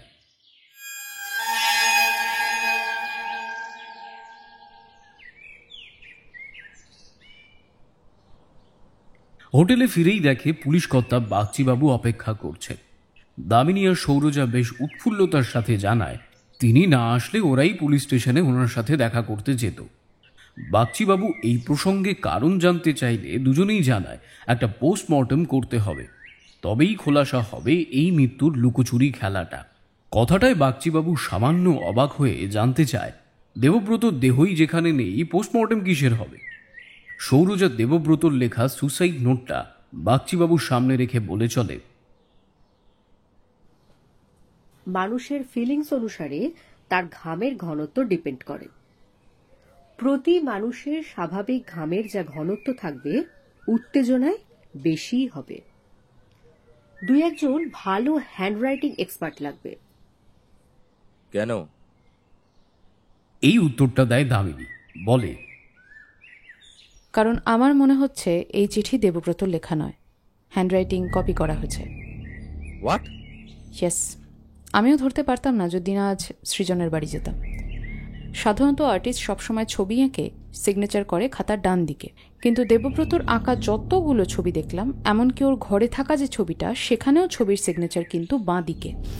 তাহলে যার অভ্যেস বা স্টাইল বাঁ দিকে সই করার, সেই মানুষটা নিজের শেষ সিগনেচার ডান দিকে করবে কেন? সুইসাইডের চিঠি তো সেই কথাই বলছে। অতএব দেবব্রতর আঁকা ছবিগুলোতে তার সই এবং চিঠিতে থাকা সইয়ের ফরেন্সিক জাজ দরকার। তবেই প্রমাণ হবে এই চিঠিটা দেবব্রত লিখেছে কিনা বা কে লিখেছে। আমি ধরে নিলাম যে লিখেছে সে গ্লাভস পরে লিখেছে, কিন্তু লেখার স্টাইল দেখে বোঝা যাবে কোন হাতের প্রেসারে ওটা লেখা, ডান হাত নাকি বাম হাত। বেশ, হয়ে যাবে। আমি ভাবছি আরেকবার মজুমদার বাড়ি যাব, কিন্তু এইবার আপনাকে ছাড়া। চন্দ্রিমাকে খুব প্রয়োজন, আর সেটা শ্রীধরবাবুর সাহায্য ছাড়া সম্ভব নয়। যেমন বলা তেমনি কাজ। সন্ধ্যা 6:30 নাগাদ দুই কন্যা উপস্থিত হয় মজুমদার বাড়িতে। শ্রীধর নিজের ঘরের আরাম কেদারায় বিশ্রামের ভঙ্গিতে শোয়া। দরজার কাছে পায়ের শব্দ হতেই তিনি চোখ মেলে চান। দেখে দামিনী আর সৌরজা দাঁড়িয়ে আছে। আপনারা? আগের দিন তো সবই বলেছি। দামিনী মজুমদার কর্তার প্রতিউত্তরে বলে ওঠে, হ্যাঁ, কিন্তু আজ এসেছি ভিতরের খবর জানতে, যেটা আপনি জানাননি। আমি জানি আপনি একই জিনিস পছন্দ করেন না, তবুও চন্দ্রিমার ব্যাপারে। আমি আগেও বলেছি যে ত্যায্য কন্যার নামের সাথে আমার নাম জড়াবেন না। দেবুর ব্যাপারে কিছু বলার থাকলে বলুন। বেশ, তার হয়েই একটা প্রশ্ন করি। সেই ত্যায্য কন্যার বিয়ে দেবব্রতই দিয়েছিল। মেয়েকে তো ক্ষমা করলেন না, কিন্তু ছেলেকে করার কারণ? জানি না, হয়তো ছেলের উপর টান। কিন্তু এটাও সত্যি যে তার জন্য দেবু আমার কাছে অনেকবার ক্ষমা চেয়েছে, কিন্তু মেয়ে চায়নি। মেয়ে যদি ক্ষমা চাইতো? ভেবে দেখতাম তখন। দেবব্রতর মতো আপনার ঘরেও বুকশেলফ, আর তাতে বই ভর্তি। হ্যাঁ, বই পড়তে ভালোবাসতাম। এখন দিন গুনছি। আচ্ছা, এটা যদি আত্মহত্যা না হয়ে খুন হয়, আপনি চাইবেন না আপনার ছেলেকে যে খুন করলো তার শাস্তি হোক? খুন আমারও মনে হয়েছিল, তবে প্রমাণ কিছু ছিল না। আমার ছেলে আশাবাদী ছিল। আপনার মেয়ের স্বামী তো এই কাজ করতে পারে। কথাটা শোনা মাত্রই শ্রীধরবাবু আরাম কেদারা থেকে উঠে বসে। বিহব্বল নজরে চেয়ে অস্ফুট স্বরে বলে ওঠে, নিখিল? নিখিল করবে? নাম যখন নিলেন তখন আশা করতে পারি সেই ব্যক্তি আপনার পরিচিত। আমার অ্যাসিস্ট্যান্ট ছিল নিখিল বিশ্বাস। মেদিনীপুরেই বাড়ি। মাথা ভালো, আয়ুর্বেদ নিয়ে পড়াশোনা করছিল। আমার কাছে ও কাজ চাইতে আসে, আর ওই মুহূর্তে আমারও একজন লোকের প্রয়োজন ছিল। যত দিন যেতে থাকে নিখিলের উপর ভরসাও আমার বাড়তে থাকে, কিন্তু হঠাৎ করেই একদিন ও কাজ ছেড়ে দেয়। আমি ভাবলাম হয়তো নিজের পায়ে দাঁড়ানোর জন্য আর থাকতে চায় না, কিন্তু ঠিক তার 1 সপ্তাহ পরে শুনি চন্দ্রিমা নিখিলকে বিয়ে করেছে। বিশ্বাস জিনিসটা খুবই ঠুনকো, আর সাহায্য করেছিল দেবু। আসলে দেবু জানতো যে আমি ওকে কিছুই বলতে পারবো না, আর ওই সুযোগটাই সে নিয়েছিল। চন্দ্রিমা কি মেদিনীপুরে? হ্যাঁ, 1 মাস আগে একটা চিঠি আসে, ওরই চিঠি। ভুলে যেতে বলেছে সবকিছু। বাড়ির কেউ জানে এই চিঠির ব্যাপারে? যে জানতো সে আর আজ নেই। কি বলেছিল? ওই ক্ষমা করে দাও বোনকে, ফিরিয়ে আনো, এইসবই। আর আপনি কি বলেছিলেন? না না না, এত বছর পরে তার মনে হলো যে বাবার কাছে ক্ষমা চাওয়া উচিত। কিন্তু নিখিল দেবুকে খুন করবে কি করে, আর করেই বা লাভ কি তার? সামান্য কারণ পেয়েছি। দেবব্রত মারা যাওয়ার পর আপনার একবারে চন্দ্রিমার কথা মনে পড়েনি, যে আজ যদি মেয়েটা আমার কাছে থাকতো তাহলে সেও দাদার এই মৃত্যুতে কষ্ট পেত? দামিনীর প্রশ্নে শ্রীধরবাবু সামান্য মাথা নেড়ে উত্তর দেয়, মিথ্যে কথা বলবো না, হয়েছে। এটাই কারণ নয় এক রক্তকে সরিয়ে অন্য রক্তের রাস্তা প্রশস্ত করা? শ্রীধরবাবু মুহূর্তের মধ্যে বেশ জোর স্বরে বলে ওঠে, না না না না, চন্দ্রিমা কখনোই দেবুকে খুন করার বুদ্ধিতে সাহায্য করবে না। যে দাদা সব সময় তার পাশে ছিল সেই দাদাকে? না না না না, এই সব ভুল চিন্তা। আমিও চাইছি আমার এই চিন্তা ভুল হোক। মেদিনীপুর থেকে আসা সেই চিঠি আছে? আছে। এই মুহূর্তে আমার চন্দ্রিমা আর নিখিলকে জেরা করা একান্ত প্রয়োজন। আপনি আমায় সাহায্য করুন, আর তাতে আমার আপনার সাহায্য লাগবে। মেদিনীপুরের ঠিকানায় চন্দ্রিমা আর নিখিলকে আসতে বলুন। 2টো চিঠি লিখবেন, একটা মেদিনীপুর যাবে আর অন্যটা আমাকে দেবেন। শ্রীধরবাবু আপত্তি করল না, মাথা নেড়ে হ্যাঁ করে নিয়ে বলে, বেশ, তাই হোক। শ্রীধরবাবুর কাছ থেকে তারা পৌঁছায় রাগিনীর কাছে। রাগিনী নিজের ঘরেই ঘর গোছাতে ব্যস্ত। ঘরে দুইজনকে আসতে দেখা মাত্রই হাতের কাজ সরিয়ে নিয়ে বেশ রাগ ভরা স্বরেই জানতে চায় যে তারা আবার কেন এখানে এসেছে। যা বলার সে আগেই সব বলে রেখেছে। এই প্রসঙ্গ উঠলে সৌরজাও আদেশের ভঙ্গিতে বলে ওঠে, সেটাই আমাদের লিখিত দিতে হবে। কারণ নিশ্চয়ই আছে। ধরো তুমি মুহূর্তের মধ্যে যদি বলো আমাদের এগুলো বলনি, তখন তোমার লেখা জবানবন্দি আমাদের প্রয়োজন। এবার যদি কিছু করে থাকো তাহলে তো লিখতে ভয় পাবেই তুমি, রাগিনী। ভয় ভয় তখন থাকবে যখন কিছু করব। বেশ, লিখিত জবান দিতে হবে তো দেব। একই কথার বাড়ির সকলের থেকে দামিনী আর সৌরজা লিখিত জবানবন্দি নিয়ে মজুমদার বাড়ি ত্যাগ করে। সাথে জানতে পারে চিঠি 1 দিনের মধ্যেই মেদিনীপুরে চলে যাবে। কিন্তু চন্দ্রিমা আর নিখিল সেই চিঠির উত্তরে নিঝুমগড় আসবে কিনা সেটা কেবল ঈশ্বরই বলতে পারবেন।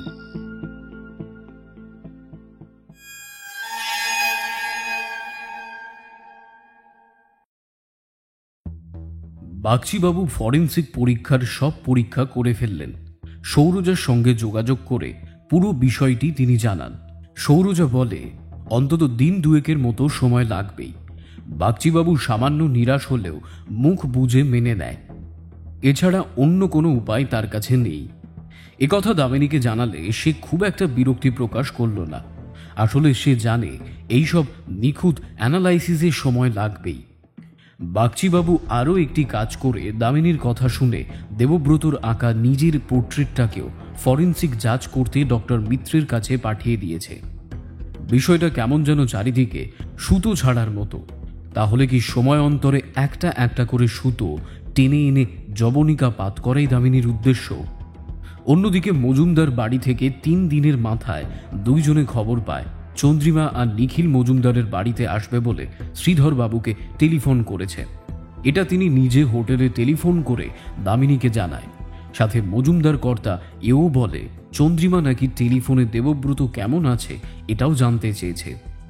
প্রসঙ্গে দামিনী কেবল এইটুকুই বলে, অভিনয় হতে পারে মজুমদারবাবু, আগে আসতে দিন।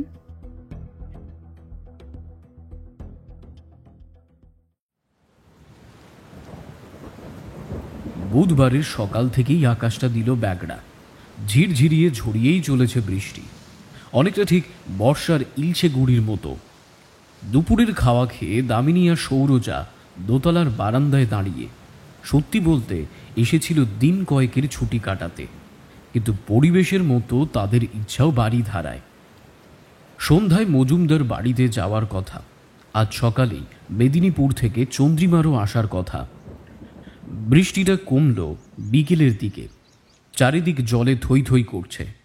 আকাশ থেকে মেঘ সম্পূর্ণ কাটেনি বললেই চলে, যার ফলে সূর্যাস্ত খুব তাড়াতাড়ি হয়েছে বলে মনে হয়। আদতে সেটা মোটেও নয়।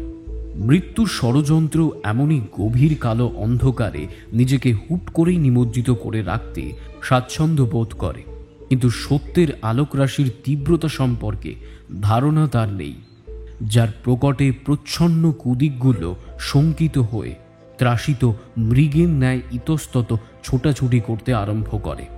কারণ সত্যের জ্যোতি বড়ই জ্বালাময়।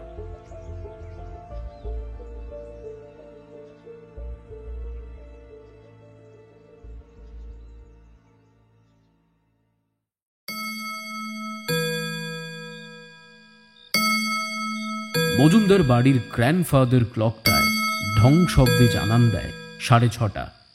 বৈঠকখানা থমথমে।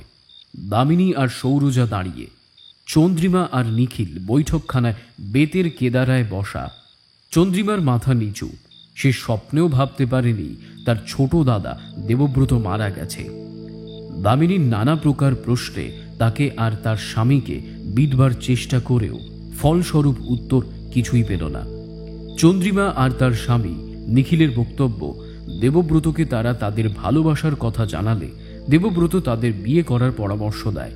এরপর শ্রীধরবাবু ত্যায্য কন্যা করলে দাদার সাথে কোনো সম্পর্ক তাদের থাকে না। হ্যাঁ, তারা এটাও বলল দেবব্রত নাকি জানতো তারা বিয়ের পর মেদিনীপুরে গিয়ে থাকবে। মুখে বলা তাদের এই কথাগুলো বাড়ির বাকিদের মতো দামিনী লিখতে বলে দুইজনকে। কোনো প্রকার আপত্তি তারা করল না। কাগজ নিয়ে দুইজনে রওনা দেয় হোটেলের উদ্দেশ্যে।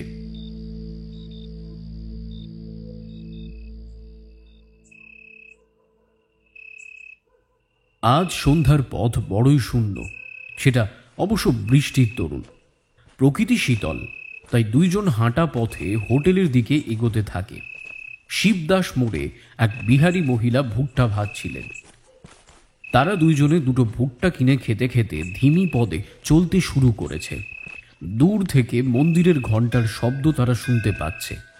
হোটেল মালিক বলেছিল নিঝুমগড়ে দেবী ভবানীর একটা মন্দির আছে। নিত্যবেলা আচারবিধি মেনে পুজো দেওয়া হয়। দুই মূর্তির ভাবগতিক দেখে মনেই হচ্ছে তারা মন্দিরের দিকেই গমন করছে। বুঝলি দামিনী, একটা বিষয় কিন্তু বারবার মাথায় ঠেকছে। কোনটা? দস্তা। বুঝতে পেরেছি। রাফ দস্তা কোত্থেকে এলো? এটা তো বাড়িতে থাকার কথা নয়। এই তো, রাফ দস্তার কাজ হয় কাঁসা পিতলের দোকানে। ঠিক। অতএব আমাদের খোঁজ নিতে হবে বিগত 3-4 মাসে কেউ এখানকার কাঁসা পিতলের দোকান থেকে দস্তা কিনেছিল কিনা। কথার ফাঁকে তারা এসে দাঁড়ায় দেবী ভবানীর মন্দিরের সামনে। আরতির দ্বারা দেবীর শয়ন চলছে। অষ্টধাতু পরিগ্রহ দেবী সিংহ বাহনা, ষড়ভুজা, শঙ্খ, চক্র, পদ, ঢাল, খড়গ এবং ত্রিশূল অস্ত্রে সজ্জিতা।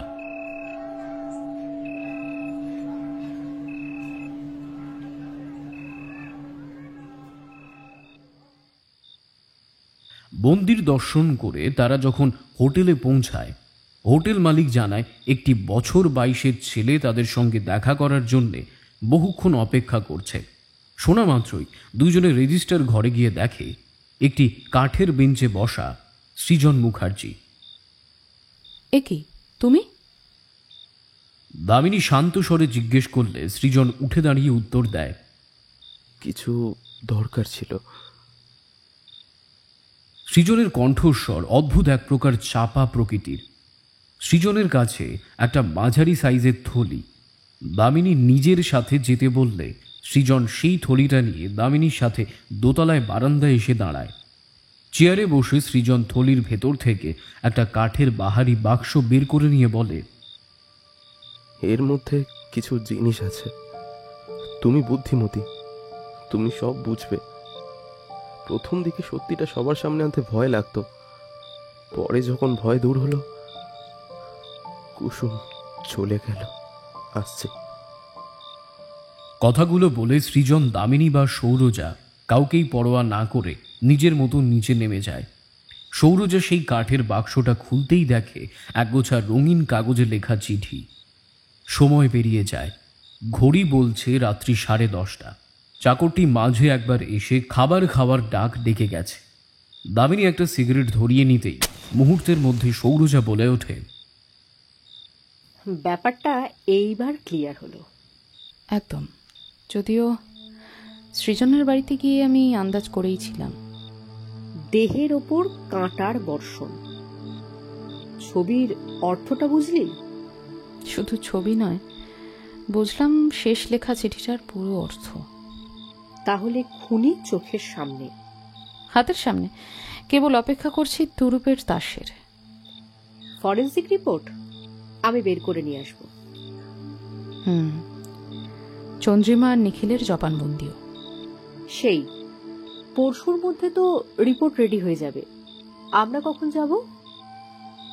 যদিও এর উত্তর দামিনী আর দেয়নি। সে সৃজনের দিয়ে যাওয়া চিঠি একটি একটি করে পড়ে চলেছে। সময় জ্ঞান নেই বললেই চলে। কখনো কখনো চিঠি পড়ে দামিনীর মুখ গম্ভীর হচ্ছে, তো কখনো ঠোঁটের কোণে হাসি ধরা দিচ্ছে। একসময় দামিনী বেশ উত্তেজিত হয়ে সৌরজার উদ্দেশ্যে জানায়, এই যে উত্তর। সৌরজা আর একটা চিঠি হাতে পেয়েই অবাক স্বরে জিজ্ঞেস করলে, কিসের উত্তর? দামিনী জানায়, আরে ডাক্তার, দেবব্রতর ডায়েরিতে যে চিঠি পাওয়া গেছে সেই চিঠির উত্তর। না ডাক্তার, সত্যি বলছি, আমি যদি ছেলে হতাম না, তাহলে এরকম চিঠি যদি আমাকে কেউ লিখতো, তাহলে আমি সত্যিই তার প্রেমে পড়ে যেতাম। কই দেখি। সৌরজা চিঠি দেখতে চাইলে দামিনী হাতে ধরে থাকা চিঠিটা তার হাতে দিলে সৌরজা মন দিয়ে পড়তে থাকে। মাঝে মধ্যে একটা দুষ্টু হাসিও তার ঠোঁটের কোণে ধরা দিচ্ছে। চিঠিটা গোলাপি রঙের কাগজে লেখা, আর হাতের লেখা মুক্তাক্ষর। চিঠিতে লেখা আছে, আমার প্রথম থেকেই ধারণা ছিল ওকালতিটা তোমার ধাঁতে নেই। তোমার চিঠিটা পেয়ে আমার ধারণা বিশ্বাসে পরিণত হলো। উকিলের কাজ অনুমানকে উপযুক্ত যুক্তি দিয়ে প্রমাণ করা। আমার যে তোমার উপরের ঘরে দম বন্ধ লাগবে, এটা তোমার দুর্বল অনুমান, কল্পনাও বলতে পারো। কল্পনা কবি বা লেখকের সাজে, উকিলের নয়। ভারী আসবাবের প্রসঙ্গ যখন নিমিত্ত করলেই সেই আসবাবের বিষয়ে একটু ঘটনা গাঁথন করি। তুমি কি জানো, বিয়ের পর রবীন্দ্রনাথের জন্য বরাদ্দ হয়েছিল জোড়াসাঁকোর বাড়ির ছাদের ঘর। সেখানেই বালিকা পত্নীকে নিয়ে তিনি সংসার। সঙ্গীত সাধনার অসুবিধের সহজ একটা সমাধান বলতে পারি। আগের দিনের রাজপুত্ররা নিজেরা বিয়ে করতে যেতেন না, পাঠাতেন তাদের প্রতিনিধি। ঠিক যেমন সাপমোচনে রাজকন্যা কমলিকার বিয়ে হয়েছিল রাজা অরুণেশ্বরের বীণার সাথে, আমিও ভাবছি আমার বীণাকে পাঠিয়ে দেব বিয়ের মণ্ডপে। তোমার ভাবগতির যা বহর, তাতে ওটার গলাতেই মালা দিও। প্রজাপত্য নিয়মে আমার সাথে আমার বীণা আসত তোমার বাড়িতে। এবার না হয় বীণার সাথেই আমি আসব। বীণা দুজনেই খুবই নম্র স্বভাবের। সতীনের খোঁটা তোমায় শুনতে হবে না।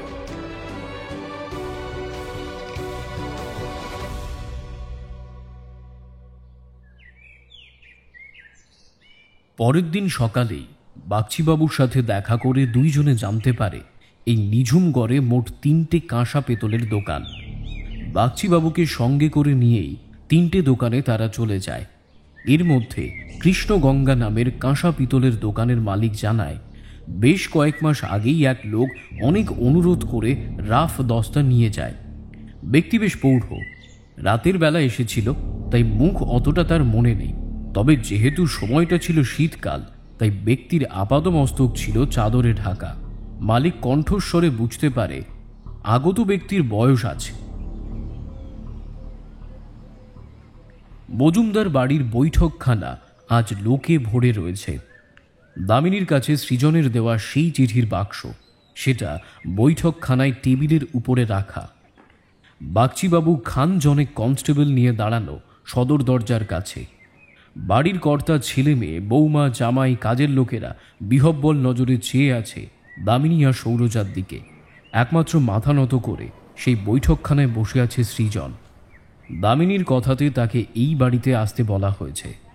দামিনী বলতে আরম্ভ করে, প্রথমেই বলি, যেটা আত্মহত্যা বলে সবার সামনে দেখানো হয়েছিল সেটা আদতে খুন। দেবব্রত আত্মহত্যা করেননি, তাকে খুন করা হয়েছে।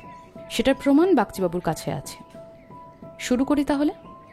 চিঠিটা লিখেছে খুনি। অবশ্য হাতের লেখা নকল করার দক্ষতা ছিল বলেই করেছে, নইলে করতো না। দেবব্রতকে খুন করাটা হুট করে হয়নি, বরং এটা মাসের পর মাস প্ল্যান করে ছক কষে করা হয়েছে। খুনি হাতের লেখা আয়ত্ত করলেও একটা ছোট্ট জিনিস সে লক্ষ্য করেনি, যার ফলে সে নিখুঁত খুন করতে পারল না। যদিও ক্রাইমের ডিকশনারিতে পারফেক্ট মার্ডার বলে কোনো শব্দ নেই, আর আগামী দিনে হবে না। দেবব্রত সুইসাইড নোটের ফরেন্সিক জাজ বলছে চিঠি লেখা হয়েছে ডান হাতে, দেবব্রত বাঁ হাতে লিখত।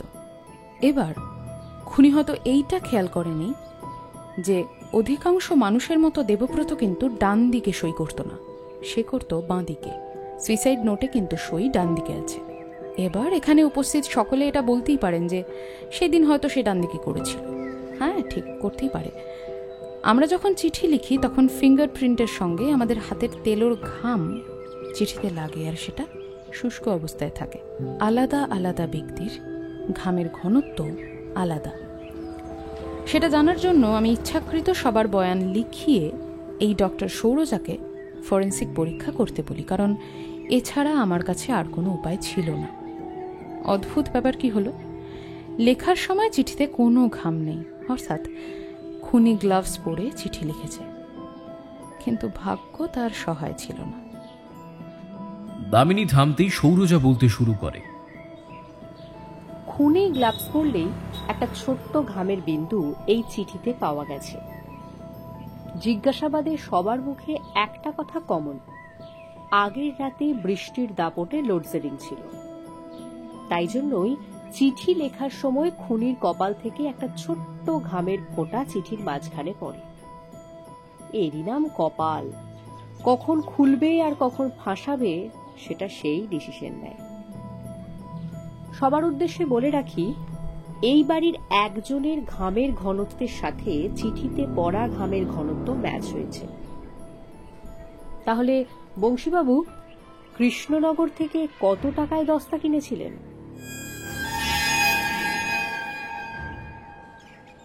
সৌরজার প্রশ্ন করতেই বাড়ির সকলেই নজর ঘুরে যায় চাকর বংশীলালের দিকে। সে ভয়ে ভয়ে কাঁপছে, ঠোঁট ফুটে কথাই বেরোতে চাইছে না তার। দু হাতে লজ্জায় চেপে ধরে আছে নিজের দুই মুখ। অন্যদিকে দামিনী বলে ওঠে, এখনই কেন, কাঁদার সময় প্রচুর। যাই হোক, সবার সাথে এই ছেলেটির পরিচয় করিয়ে দিই। এর নাম সৃজন মুখার্জি। নামটা নেওয়া মাত্রই বাড়ির সকলে তার দিকে চায়। দেবব্রতর খুব ভালো বন্ধু, না শুধু বন্ধু বললে ভুল হবে, দেবব্রতর অন্তরের মানুষ এই সৃজন।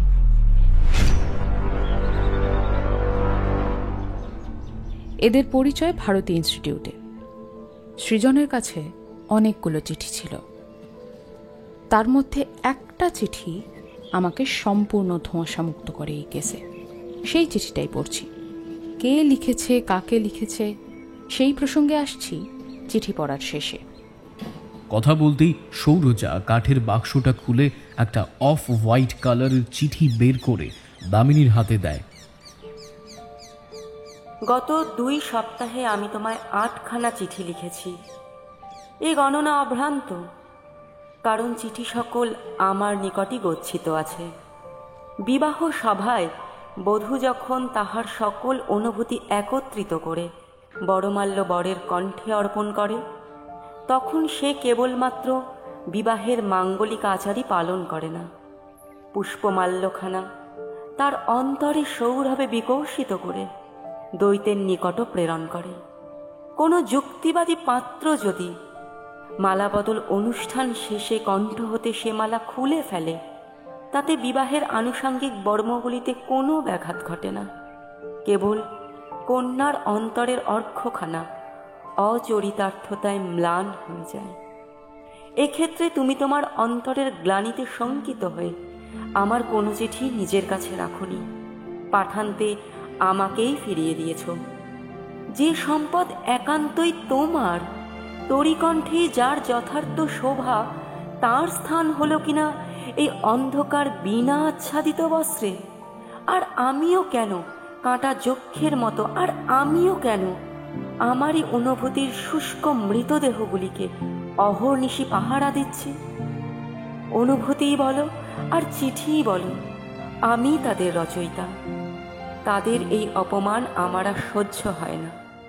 যেই দিন আমার লেখা চিঠি তুমি সাহসে গৌরবে নিজ অধিকারে গ্রহণ করবে, সেই দিন পিতৃসমরে আমাদের প্রণয়ের লিপিমাল্য আমি রচনা করব। তৎপূর্বে নয়। ততদিন না হয় তোমার অসহায়তা, আশঙ্কা আর সংকোচ হতে তোমায় মুক্তি দিলাম। ইতি তোমার পানি প্রদায়িনী কুসুম।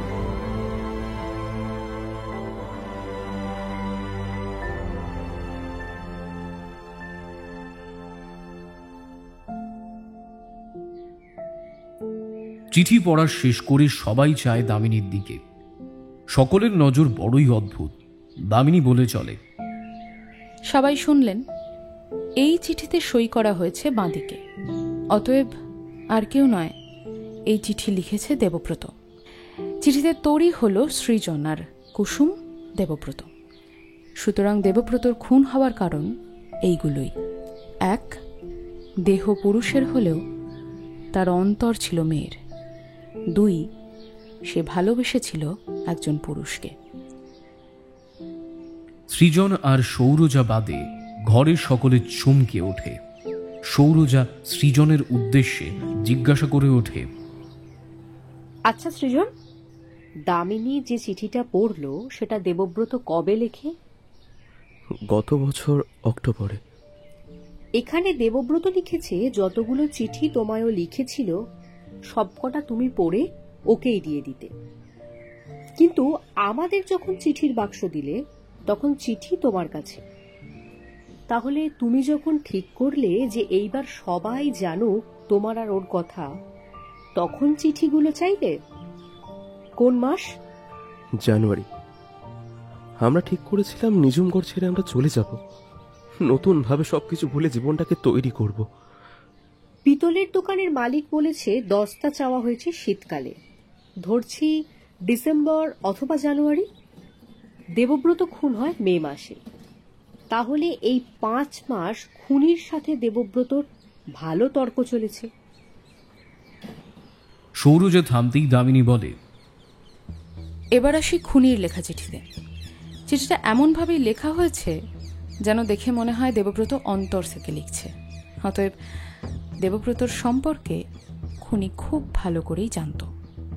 আর দেবব্রতকে খুন অন্য কেউ নয়, করেছে তারই বাবা শ্রীধরবাবু।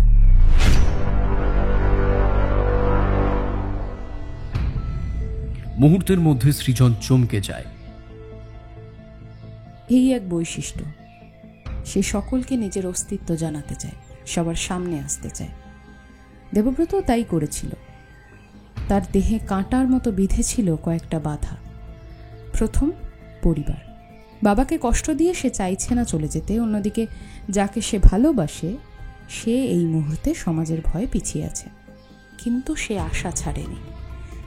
যে চিঠিটি আমি পড়লাম সেখানে লেখা, যেদিন সৃজন তার লেখা চিঠিগুলো নিজের কাছে নিয়ে তাকে আশ্বস্ত করবে, সেই দিনই সে তার এই ভালোবাসার কথা পিতৃসমরে অর্থাৎ তার বাবার কাছে জানাবে।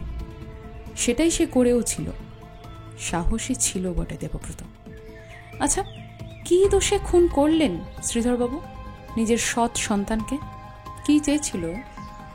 চিঠিতে আপনি যেটা লিখেছিলেন, যার যেটা স্বভাব সেটাই স্বাভাবিক। কোন ইঙ্গিত দিলেন? ছেলের শরীরে জন্মেছে বলে তাকে আর 5টা ছেলের মতোই হতে হবে? তার নিজের সত্তা স্বভাব বলে কিচ্ছু থাকবে না? দ্বিতীয় ব্যাপার হলো, দেবব্রত তো ভালোই বেসেছিল, কাউকে তো ঠকায়নি। এই চিঠির শেষ লাইন আমাকে ভাবিয়েছে। লাইনটা হলো, আমি কোনোদিন কারোর কাছে ক্ষমা চাইনি, চাইতে হয়নি আমায়। এইটা প্রথম পড়লে মনে হবে সে কারো কাছে কোনো দোষ করেনি, কিন্তু আমার এটা মনে হয়েছে অহংকার। জেরার সময় আপনি আমাকে বলেছিলেন যে দেবব্রত আপনার ভালোবাসার সুযোগ নিত। ভুল শ্রীধরবাবু। সে পিতৃস্নেহে বিশ্বাসী ছিল। সে জানতো এই মানুষটা আমার বাবা, তাহলে এ নিশ্চয়ই আমাকে চিনবে, আর না চিনলেও চেনার পর আমাকে মেনে নেবে। কিন্তু আপনি কি করলেন? আপনি তো ওর বিশ্বাসের সুযোগ নিয়ে ঘাতকের কাজ করলেন, কোয়াইট লিটারালি। সৃজন চিঠিগুলো নিজের কাছে নিলে দেবব্রত ভাবে এইবার সময় এসেছে আপনাকে সবকিছু জানানোর। আমার বিশ্বাস আপনি শোনার পর মাথা ঠিক রাখতে পারেননি, বাধা দিয়েছিলেন। সৃজনকে লেখা শেষের কয়েকটা চিঠি তেমনই ইঙ্গিত দিয়েছে। অবশেষে দেবব্রত বাড়ি ছেড়ে দেবে বলে সিদ্ধান্ত নেয়। আপনি ভাবলেন মেয়ে অপাত্রে বিয়ে করে আপনার বংশের মুখে কালি লেপেছে, আর ছোট ছেলে তার চেয়েও ভয়ঙ্কর পথ অবলম্বন করছে। সমাজের কাছে যদি সৃজন আর দেবব্রতর ভালোবাসার কথা জানাজানি হয়, তখন মজুমদার বাড়ির নাম এবং সাথে আপনার নামও আসবে। আপনি ভাবলেন এটা অপমান, রাস্তা একটাই, দেবব্রতকেই পথ থেকে সরিয়ে দাও, যাতে তার সুপ্ত ইচ্ছা অচিরেই শেষ হয়ে যায়। চাকর বংশীর সাহায্য নিয়ে দস্তা আনালেন। দেবব্রতর পোস্টমর্টেম রিপোর্ট বলছে দস্তার কোপে মৃত্যু। আপনি কবিরাজ, লাল শৈবাল সম্পর্কে আপনার পড়াশুনো। আমি নিশ্চিত সেদিন রাতে দেবব্রতর বিশ্বাসের সুযোগ নিয়ে আপনি কবিরাজি ওষুধ বলে ওকে দস্তার বিষ খাইয়েছিলেন, অন্যান্য বিষে ছটফট করে মরার বদলে যাতে সে ঘুমের মধ্যে মারা যায়। আপনি জানতেন যেটা করছেন সেটা অন্যায়, তবুও নিজের সামাজিক গরিমাকে আর ঐতিহ্যকে বজায় রাখতে আপনি সেইটাই করলেন। তারপর সকালবেলা সুব্রতবাবুর চিৎকারে বাইরে থাকা মালি দৌড়ে বাড়িতে ঢোকে, দোতলায় দেবব্রতর ঘরে পৌঁছায়, তারপর আপনি ঘরে আসেন, যেখানে দেবব্রতর পরেই আপনার ঘর। আপনি অপেক্ষা করছিলেন আদৌ দেবব্রত মারা গিয়েছে কিনা সেটা জানার জন্য। তারপর যখন বাড়ির সকলের চিৎকারে বুঝলেন দেবব্রত আর নেই, তখন তার ঘরে গিয়ে অভিনয়ের অশ্রুজল ছড়িয়ে চললেন। চমৎকার বাবা আপনি, জবাব নেই। শ্রীধরবাবু বেশ গম্ভীর স্বরে উত্তর দেন, এক পক্ষ হয়ে তুমি তোমার কথা বললে, এবারে আমি কিছু বলি। দেবুকে আমি বিশ্বাস করতাম, অন্য সন্তানদের থেকে স্নেহটাও ওকে আমি বেশি করতাম। যখন ওই ছোকরা চিঠিগুলো আমায় দেখালো আর নিজের কথাগুলো বলল, তখনই বুঝলাম যে ছেলে আর আমার হাতে নেই। বংশের মুখে কালি মাখানোর জন্য সে একেবারে তৈরি হয়ে গেছে। আর যদি ওই দুই ছেলের ভালোবাসার কথা ঘটা করে লোক জানাজানি হতো, কোথায় গিয়ে ঠেকতো এই মজুমদার বংশের মান সম্মান? যুগের হাওয়ায় সেটাকে উড়তে দিতাম। কি অন্যায় করেছি? ছেলে ছেলের মতোই হবে, এটা ভাবা কি অন্যায়?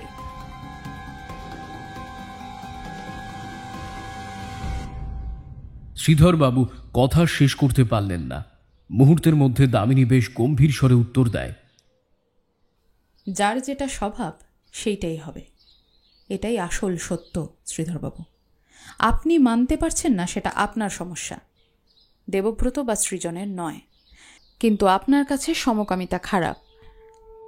আপনার কাছে একটি ছেলের শরীরে একটি মেয়ের বাস খারাপ। তার জন্য মানুষটাকে খুন করতে আপনার হাত কাঁপে না। এগুলো আপনার অধিকারের মধ্যে পড়ে না। আপনি মনে করতে পারলেন না যে দুটি ছেলে হাত ধরে পার্কে ঘুরতে যেতে পারে, সিনেমা হলে সিনেমা দেখতে পারে, সময়ে অসময়ে একে অপরের সুখ দুঃখ ভাগ করে নিতে পারে। আপনি মনে করতে পারলেন না যে দুটি ছেলে একে অপরকে ভালোবাসতে পারে। বাগচিবাবু, একে নিয়ে যান। বাগচিবাবু ধীর পদে শ্রীধরবাবু আর বংশীর কাছে এগিয়ে হাত করা পড়ায়। সৃজন নিরাশ ভরা স্বরে বলে চলে, উনি না, ওর মৃত্যুর জন্য আমি দায়ী। আমি যদি চিঠিগুলো না চাইতাম, তাহলে ও বাবার কাছে বলতো না, বেঁচে থাকতো। আমি দায়ী, কেবল আমি। দামিনী কাছে এগিয়ে সৃজনের কাঁধে হাত রেখে শান্ত স্বরে বলে, ভুল। যাকে ভালোবেসেছিলে সে তো খুব সাহসী সৃজন। তার অন্তরের ভিতর শক্ত কাঁটা বিঁধে থাকলেও সেই কাঁটা নিয়েই সে পথ চলত। জীবনের তরী খুব ভয়ঙ্কর। সে তরী কোন সর্বনাশী নদী পেরিয়ে কুসুমবনের কিনারায় এসে লাগবে তা কবি জানত, আর জানত তোমার কুসুম। সে বিশ্বাস রাখত একদিন নিশ্চয়ই কুসুমবনে তরী এসে ঠেকবে। তাকিয়ে দেখো, সে তরী আজ কুসুমবনের কিনারায় ঠেকেছে। তরী হঠাৎ ডুবে যায়নি। সৌরজ সৃজনের হাতে চিঠির বাক্স ফেরত দিতেই দামিনী তার শেষ কথা বলে ওঠে, আজ এটা স্ক্যান্ডাল হলেও ভবিষ্যতে এটা থাকবে বলে আমার বিশ্বাস হয় না। যে চিঠিটা এই ঘরে সবার মাঝে আমি পড়লাম, কেসের পারিশ্রমিক বাবদ এটাই আমি নিচ্ছি। কারণ অন্তঃকন্যার অন্তরের অনুভূতি অচরিতার্থতায় ম্লান হতে আর আমি দেব না। সবাই জানবে কুসুমতরীর কথা। দস্তার কোপে মরা একটি অসহায় প্রাণের কথা নয়।